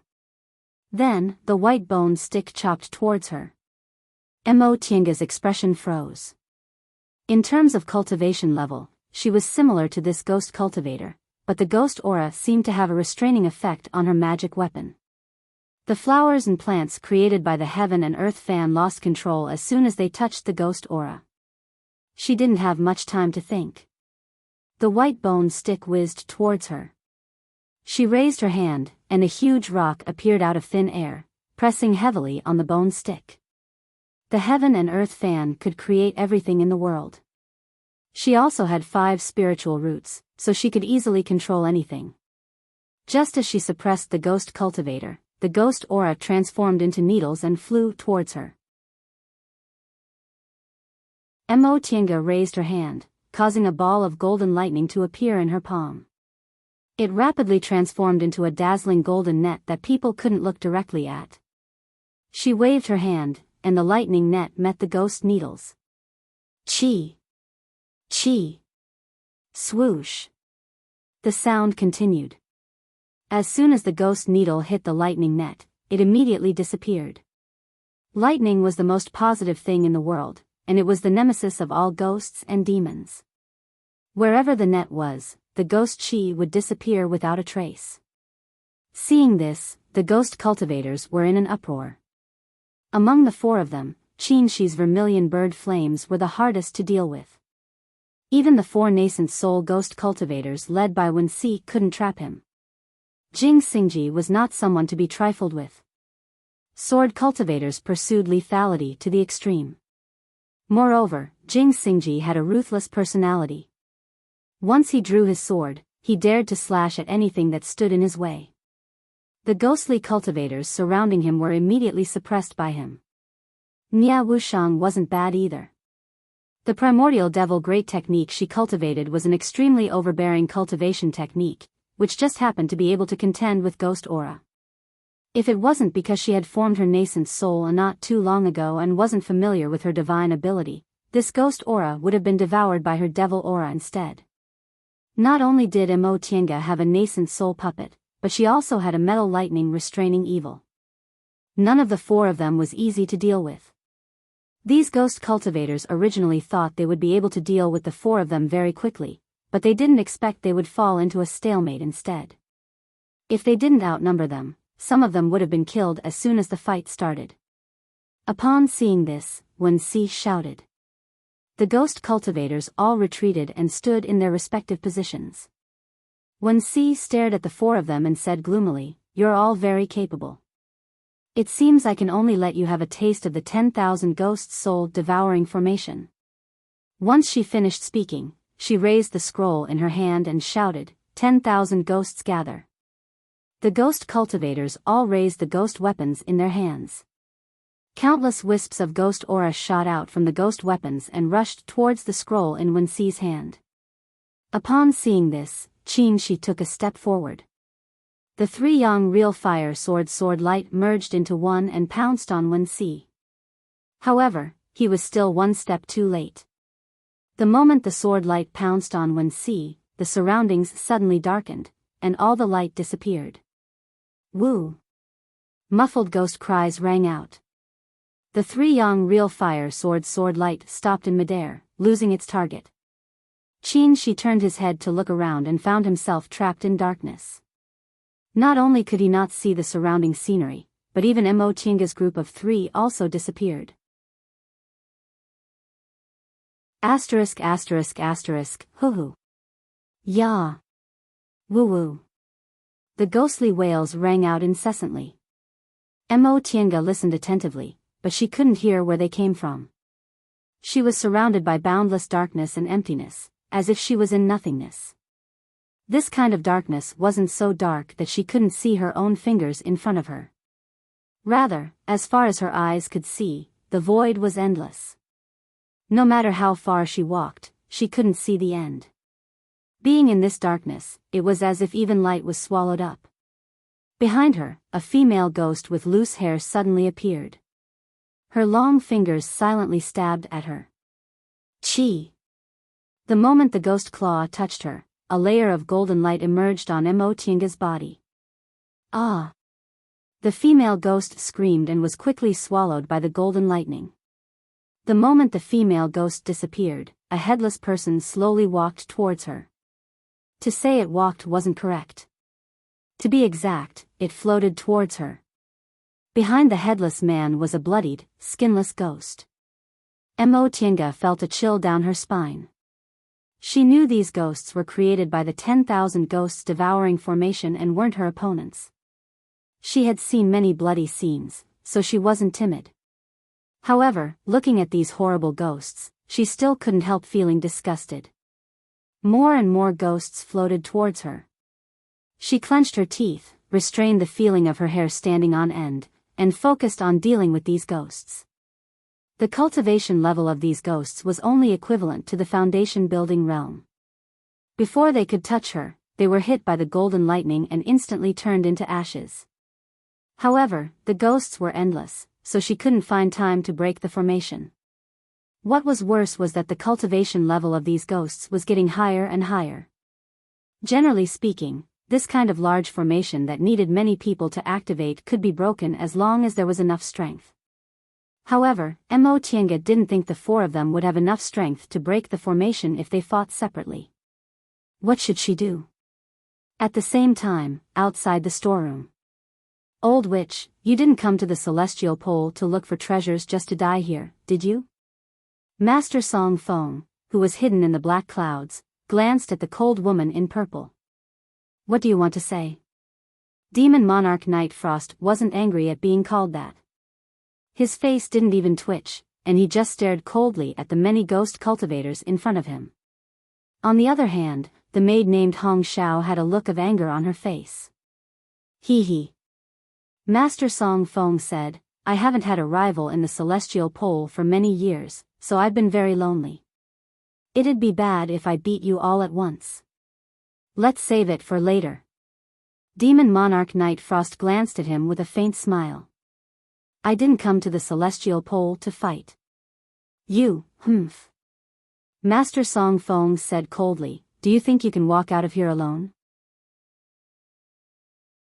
Your Excellency. Demon Monarch Night Frost cast him a sidelong glance. I'm not from the celestial pole, so you don't need to put on the airs of the #1 cultivator in the celestial pole, right? The black cloud kept expanding and contracting. Obviously, Master Song Fong was very angry, but there was nothing he could do. Although he was the #1 cultivator in the celestial pole, this girl wasn't weak either. She was also in the late stage of the nascent soul realm, and her divine power was only slightly weaker than his. If he really wanted to get rid of her, he wouldn't be able to do it in a short amount of time. Fortunately, Demon Monarch Night Frost didn't target him anymore. He said faintly, fellow Taoist, we have to go out first. You can stay if you want. After he said that, the purple satin brought out frost and devil aura and rushed toward one of the ghost cultivators surrounding them. As soon as the ghost cultivator came into contact with the ice-cold devil aura, he was immediately frozen. Demon Monarch Night Frost waved his purple satin, and the ghost cultivator shattered with a loud bang. However, ghost cultivators didn't have bodies, so the power of this ice-cold devil aura was limited against them. The purple satin was pulled back, and the ghost aura shook for a moment before it gathered again. Humph. Master Song Fong didn't show weakness. The black cloud turned into a vortex and suddenly sucked in all the weaker ghost cultivators. The nascent soul ghost cultivator was furious. He controlled his ghost weapon and attacked the black cloud. Mo Tiange didn't stop attacking. Every time a ghost appeared, she would wave her heaven and earth fan. In an instant, the ghosts fell one after another. An hour had passed, and these ghosts swarmed over like a tide. She hadn't stopped to rest, so she couldn't free her hands to crack the formation.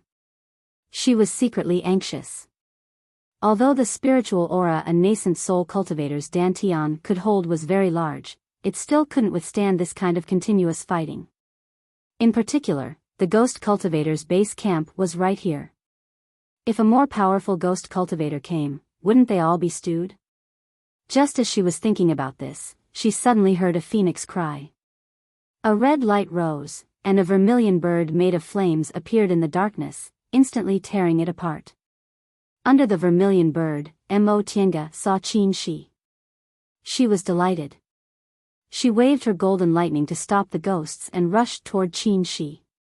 Senior Martial Brother.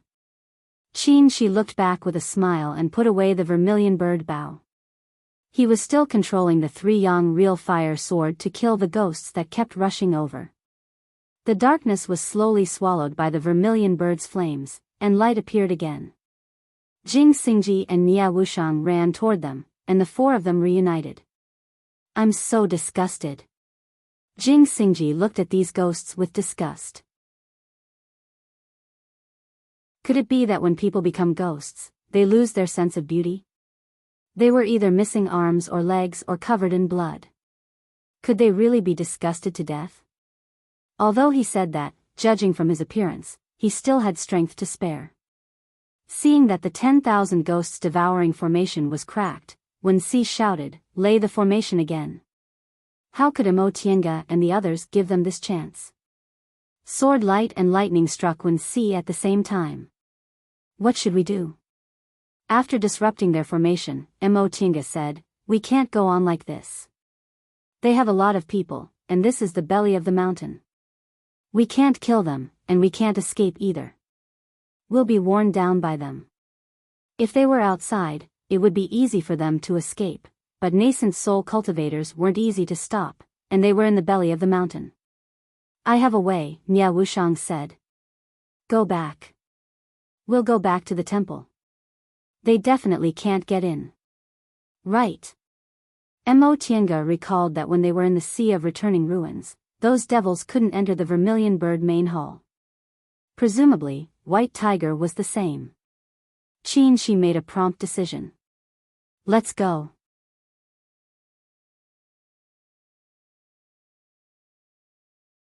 Chapter 552. Shooting an arrow from the Vermilion Bird bow required a lot of Vermilion Bird's flames, but Qin Shi could only mobilize a very small part of the Vermilion Bird's flames in the Yang spiritual bead, so he could only shoot one arrow at most. Now that the arrow had been shot, he didn't have enough spiritual aura, so he couldn't exert his full strength. If other powerful ghost cultivators came, the four of them would be in danger. That being the case, they might as well rest in the White Tiger sacrificial temple for a while and then plan their retreat. Having made up her mind, Mo Tiange ordered the puppet to lead the way. Although the puppet didn't have the secret techniques and natal magic weapons of nascent soul cultivators, it wasn't afraid of injuries, and control techniques had no effect on it. Now that it had the Fusheng sword, it wasn't much weaker.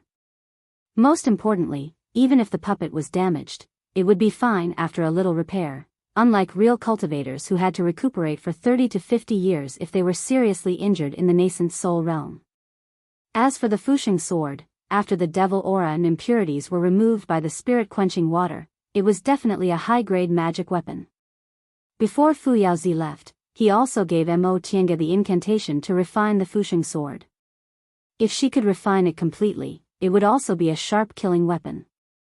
Letting the puppet use the Fusheng sword was only a temporary measure.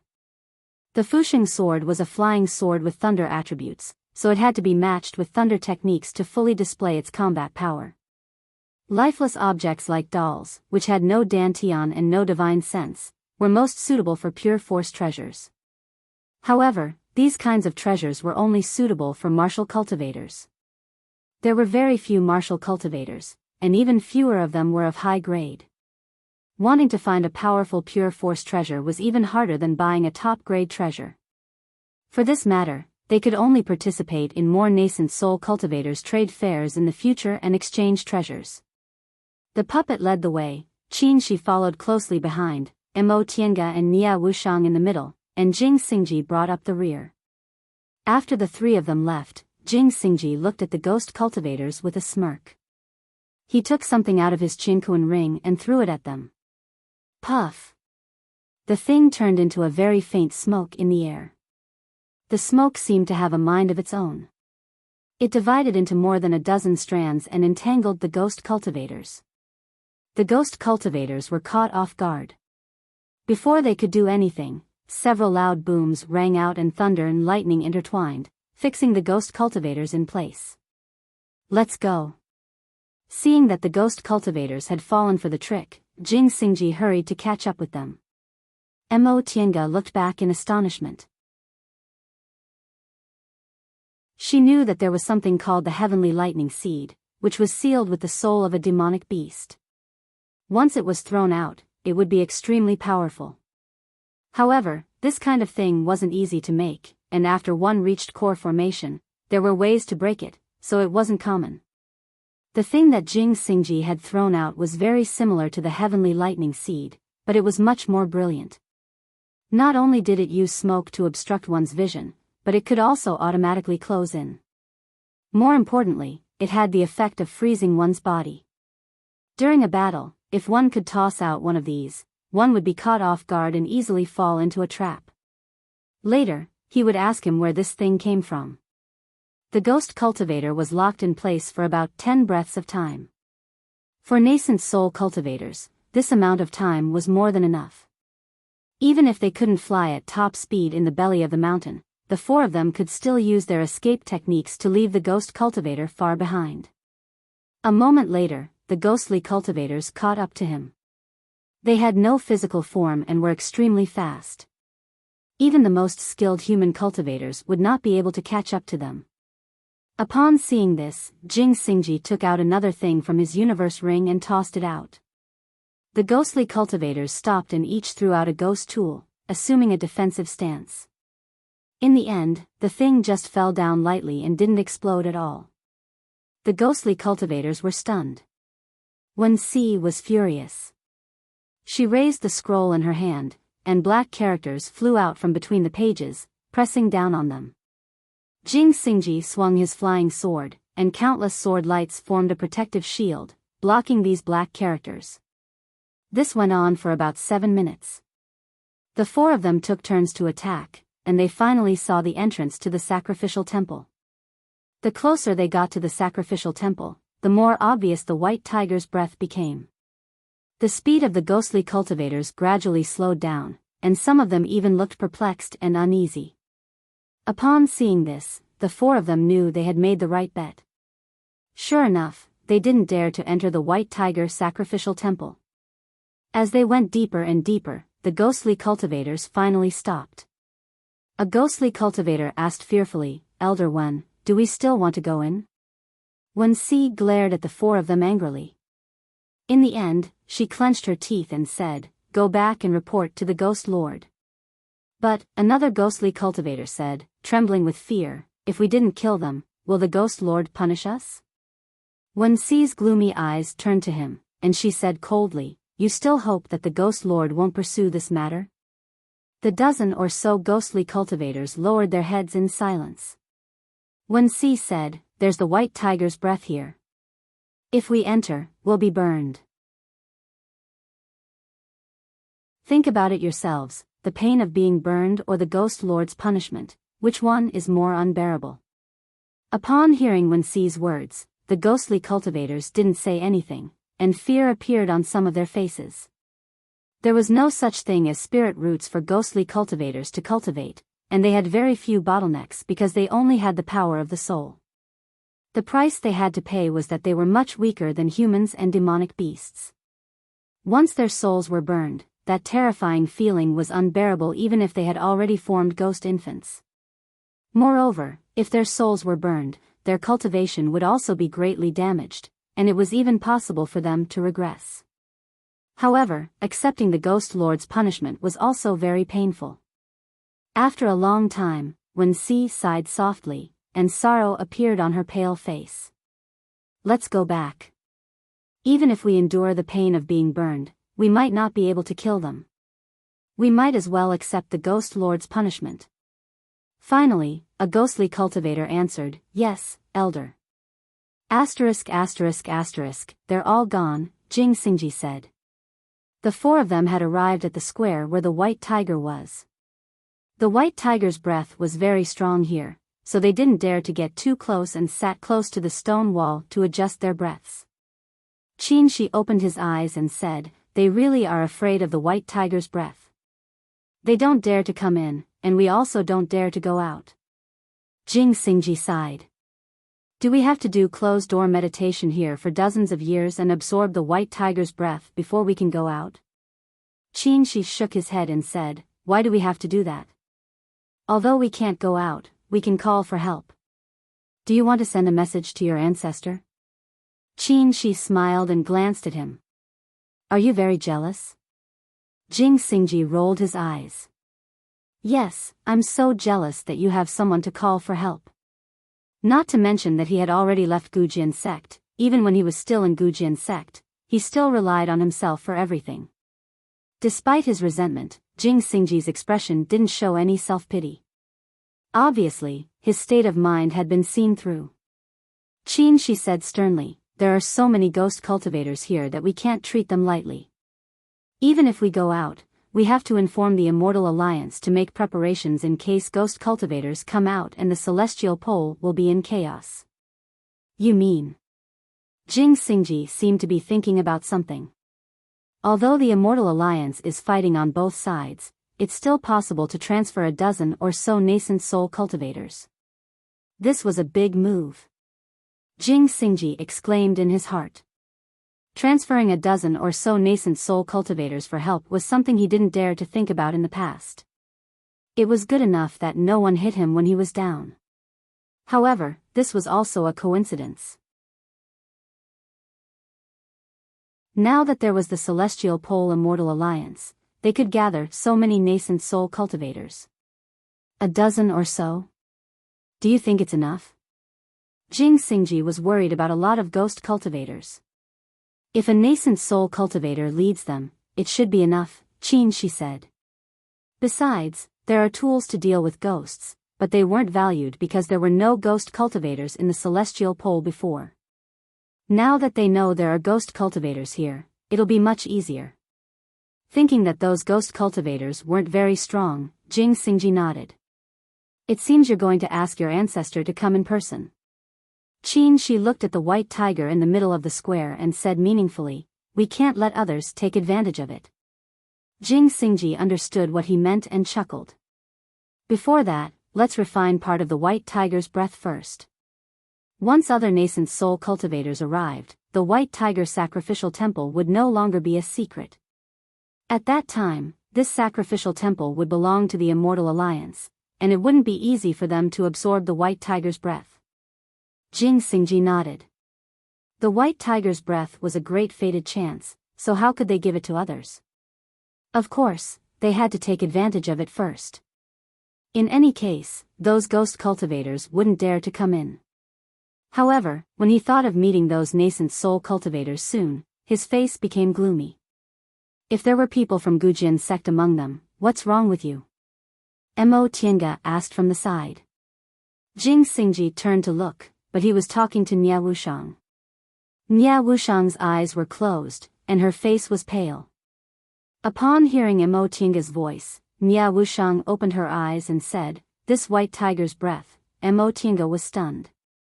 She suddenly remembered that the divine beast's breath could restrain devil aura, and Nia Wushang cultivated devil techniques. I'll go outside. Nia Wushang stood up. If I stay here, I'll be injured even if I'm not injured. Wait. Mo Tiange stopped her. If the white tiger's breath fades, it won't be able to restrain those ghost cultivators. Besides, your master is outside. What will you do if you run into him alone? Nia Wushang smiled bitterly. What else can I do? If I stay here, I won't be able to resist the white tiger's breath. Mo Tiange thought for a moment, then took out a set of formation discs. This spirit-concealing formation of mine isn't an ordinary one. It should be able to isolate the white tiger's breath. Nia Wushang was skeptical. The white tiger's breath is so overbearing, won't it be fine if I try? Mo Tiange smiled, stood up, took a few steps, laid the formation discs one by one, and embedded spirit stones. Okay, go in. Nia Wushang walked into the formation and sat cross-legged. How is it? Nia Wushang sensed it for a while then said happily, it's really isolated. This way, you won't have to leave. Nia Wushang looked at her gratefully. Mo Tiange smiled then went back and sat cross-legged. She trusts you that much? Qin Shi's voice came into her ears. Mo Tiange turned around and saw him looking at her. Just now, when Mo Tiange laid the formation, Nia Wushang walked in without hesitation, not even testing it. Entering other people's formation at will was a cultivator's biggest taboo. If she wasn't careful, her life might be in other people's hands. How could a person like Nia Wushang not understand this common sense? I can also trust her like that, Mo Tiange replied. Do you still remember that we used to be friends with life and death? In Yinzhong, Nia Wushang was tricked into the lost cave by Mei Feng to be fed to primordial devil, and Nia Wushang put her life in her hands. Mo Tiange didn't think she could fake it at that time. All right. Qin Shi nodded. I trust you, so I also trust her. Mo Tiange smiled. Just as she was about to say something, she suddenly frowned, feeling something was wrong. Qin Shi's expression changed, and he said, someone's coming.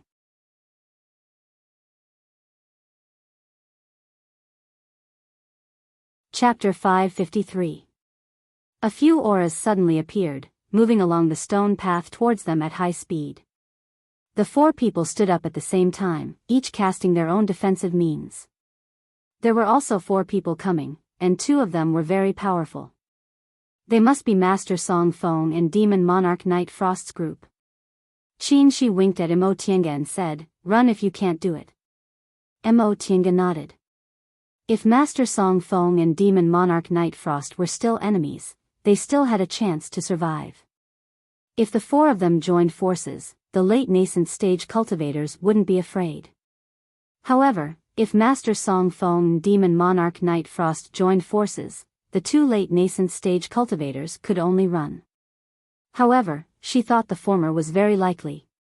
With Master Song Feng's personality, he would never share treasures with others. Demon Monarch Night Frost's group already knew about the existence of this storehouse, so Master Song Feng wouldn't let them go. Now that they were fleeing together, it was probably because of the situation. As she thought about this, the people had already rushed through the stone door. Sure enough, it was Master Song Feng and Demon Monarch Night Frost's group. As soon as he rushed in and saw them, Master Song Feng stopped, and the dark clouds surged. Mo Tiange turned her head and saw Nia Wushang leaning against the wall with a pale face and clenched fists. She sighed inwardly. She still underestimated Master Song Feng's influence on Nia Wushang. With her current appearance, it was more likely that she would stretch her neck and be killed. *TCH. A cold voice came from the dark clouds. Nia Wushang's face became even paler. She clenched her teeth and stared at Master Song Feng in front of her. "You've got guts." Master Song Feng said word by word, carrying a bone-chilling killing intent. Mo Tiange stared at Nia Wushang. Whether she could withstand Master Song Feng's power or not was the last obstacle for her to get a new life. No one could help her with this, she could only rely on herself. Nia Wushang bit her lip and breathed heavily. All these years, she was very free and happy after escaping from her master's side. She thought she was stronger than before and was no longer the little disciple who trembled and didn't dare to breathe heavily in front of her master. Until now, she knew she was wrong. "Master."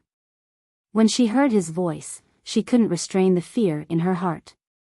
This fear was deeply planted in her heart from the first time she saw him. Even though she was no longer the helpless child who had lost her mother, even though she had formed her nascent soul and become a top cultivator, she still trembled when she saw him. "Master." She heard her own hoarse voice. Even to this day, she could not help but call him master. *TCH, come here and die. Master Song Feng's hoarse voice was full of hatred. Nia Wushang bit her lower lip so hard that it almost bled. "Bitch." She remembered that when she was young, her master often looked at her and scolded her, "Bitch." She knew that her master wasn't scolding her, but her mother. But today, this word was finally used on her. "Bitch." She recalled the year when she was 3 years old. She recalled being brought back to the cave abode by her master and being beaten and scolded day and night. She recalled being thrown into the prime devil pool often, suffering so much pain that she wished she were dead. Nia Wushang's gaze went blank for a while before it finally fixed. She took a deep breath, raised her head and said slowly, "Master, I'm not a bitch, and neither was my mother." Her voice was calm and tranquil. There was neither anger nor fear in it. Although she called him master, her voice was flat, devoid of respect or fear. The black cloud paused. All of a sudden, the black cloud dispersed as if it was blown away by the wind, revealing Master Song Feng's true appearance, a wizened middle-aged man who looked like human skin draped over a skeleton. Mo Tiange suddenly recalled her master's evaluation of Master Song Feng. He was neither human nor ghost, neither Dao nor Dao, neither devil nor devil, he was simply a monster. The Master Song Feng in front of her was indeed like that. If he was a human, his facial features were lifeless, but if he was a ghost, they would fluctuate. With a hoarse voice, he asked word by word, "What did you say?" "Master." Nia Wushang stared at him without fear. "I said, I'm not a bitch, and neither was my mother. You. Master Song Feng took a step forward and stretched out his skeleton-like hand as if he wanted to grab Nia Wushang. However, with a soft sound, an invisible sword aura made a circle in the air. With a puchi, it pierced the ground between the two of them and cut the flagstone. Master Song Feng raised his black hole-like eyes and stared at a place not far from Nia Wushang. Under his terrifying gaze, Jing Xingji smiled and raised the sword in his hand. Sorry, my hand was wrong. At such a close distance, even an aura-refining cultivator couldn't possibly make a mistake. A black light flashed in Master Song Feng's eyes. Jing Xingji, however, showed no fear. As if he didn't see anything, he continued to admire his flying sword. Master Song Feng's wizened eyes moved, and he said slowly, "So it's you juniors." Qin Shi smiled as if he was seeing an old friend. He cupped his hands and said, "It's been years. Senior Song Feng, how have you been?" Mo Tiange then greeted him. The last time I saw Senior was on Demonic Mountain. In the blink of an eye, it's been 100 years. You. Master Song Feng was a bit speechless. If he remembered correctly, he once did something that disgusted them. Although he didn't see it happen, with the arrangements at that time, there shouldn't be any accidents, so why did they? Master Song Feng looked at Qin Shi and suddenly smiled gloomily. Qin Shoujing, are you satisfied with the gift Demonic Mountain gave you? Upon hearing this, Qin Shi and Mo Tiange looked at each other and smiled. Master Song Feng was testing them. It seemed that the matter back then was still his proud handiwork. Master, the one who interrupted was Nia Wushang. She said faintly, "Disciple forgot to tell you that I ruined that matter." Master Song Feng suddenly turned his head and stared at her. After a long time, he shouted, "B***tch, die." The black cloud swept over and instantly appeared in front of Nia Wushang. Nia Wushang raised her arm, and a mass of primordial devil aura appeared in front of her. It turned into the shape of a shield and forcibly took this blow. Pooh! Nia Wushang vomited a mouthful of black blood and fell to the ground. But to everyone's surprise, Nia Wushang just wiped the corner of her mouth and still stood up. Master Song Feng attacked out of anger and didn't hold back his strength at all. It was a full blow from a late-stage nascent soul cultivator. Logically speaking, a new nascent soul cultivator like Nia Wushang who had advanced to the nascent soul realm for only a few years shouldn't be able to withstand it. Fortunately, there was White Tiger's breath here to restrain Master Song Feng's devil art. Although his cultivation level was high and he could move as usual, the power of his attack was reduced. Nia Wushang was inside the spirit concealing formation, but her strength wasn't affected. Moreover, the power of that blow was also blocked by the formation, so the injury she suffered was neither light nor heavy. Master Song Feng became even angrier when he saw that he didn't kill her with one blow. He wanted to attack again, but a puppet suddenly flashed over and stood in front of him. Then Mo Tiange said slowly, "Senior Song Feng, aren't you too impatient?" Master Song Feng's withered eyes moved back and forth in his eye sockets. He looked at Nia Wushang then looked at Mo Tiange. Finally, he sneered at Nia Wushang. "B***tch, you've really become capable. You actually pulled someone to stand up for you." Looking at the four people in front of him, Master Song Feng felt like he was filled with rage. He hated this B***tch. When she followed him, she pretended to be well-behaved and didn't dare to say a single word. But in the end, she paid lip service to him and even stole his most important Xinkuan bag while he was recuperating in the primordial devil pool. How could he not hate her? He hated her so much that he wanted to grind her bones and scatter her ashes. Because of her escape, he lost a lot of magic weapons. For the past 100 years, he didn't dare to take a single step into Kunwu, lest his old enemies took advantage of his misfortune. It had been 100 years.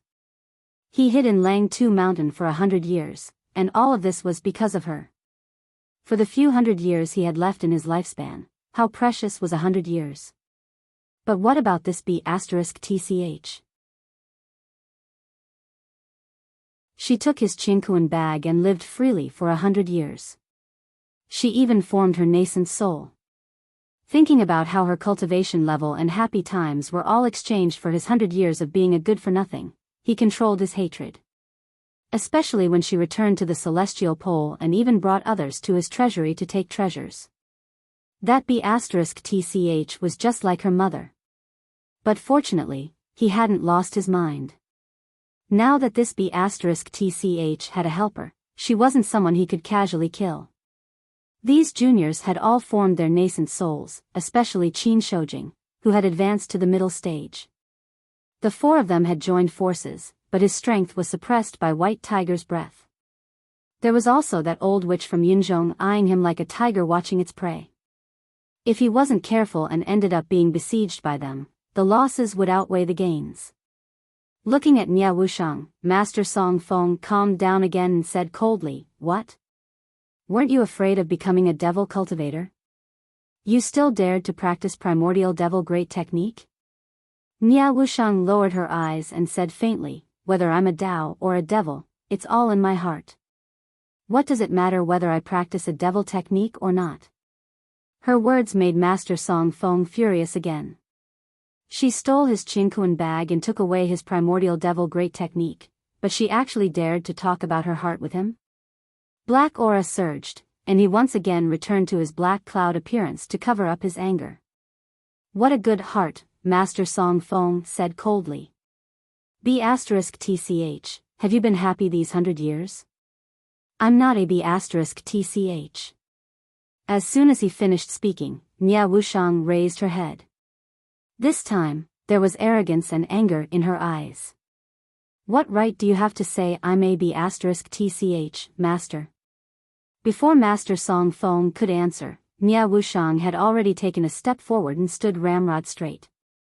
"I'm a human with flesh and blood, thoughts and feelings. I wasn't born to be your slave, and I don't owe you anything." Looking at the black cloud, she said word by word, "You have no right to belittle me." This B*TCH was just a casual rebuke from Master Song Feng. She took it so seriously just for the last sentence. "I came to this world only because of the kindness of my parents. I'm also a precious life, not a dispensable existence. My existence is meaningful for me and doesn't depend on you. You have no right to belittle me." "Master," Nia Wushang said slowly, "I used to be afraid of you. When I was preparing to return to the celestial pole, I thought I'd never be able to face you in this lifetime. But now, I want to tell you that from now on, my life has nothing to do with you anymore. My life only belongs to me." You're tuning into the Romantic Tales YouTube channel. Don't forget to subscribe and join us on this journey to catch the most captivating stories.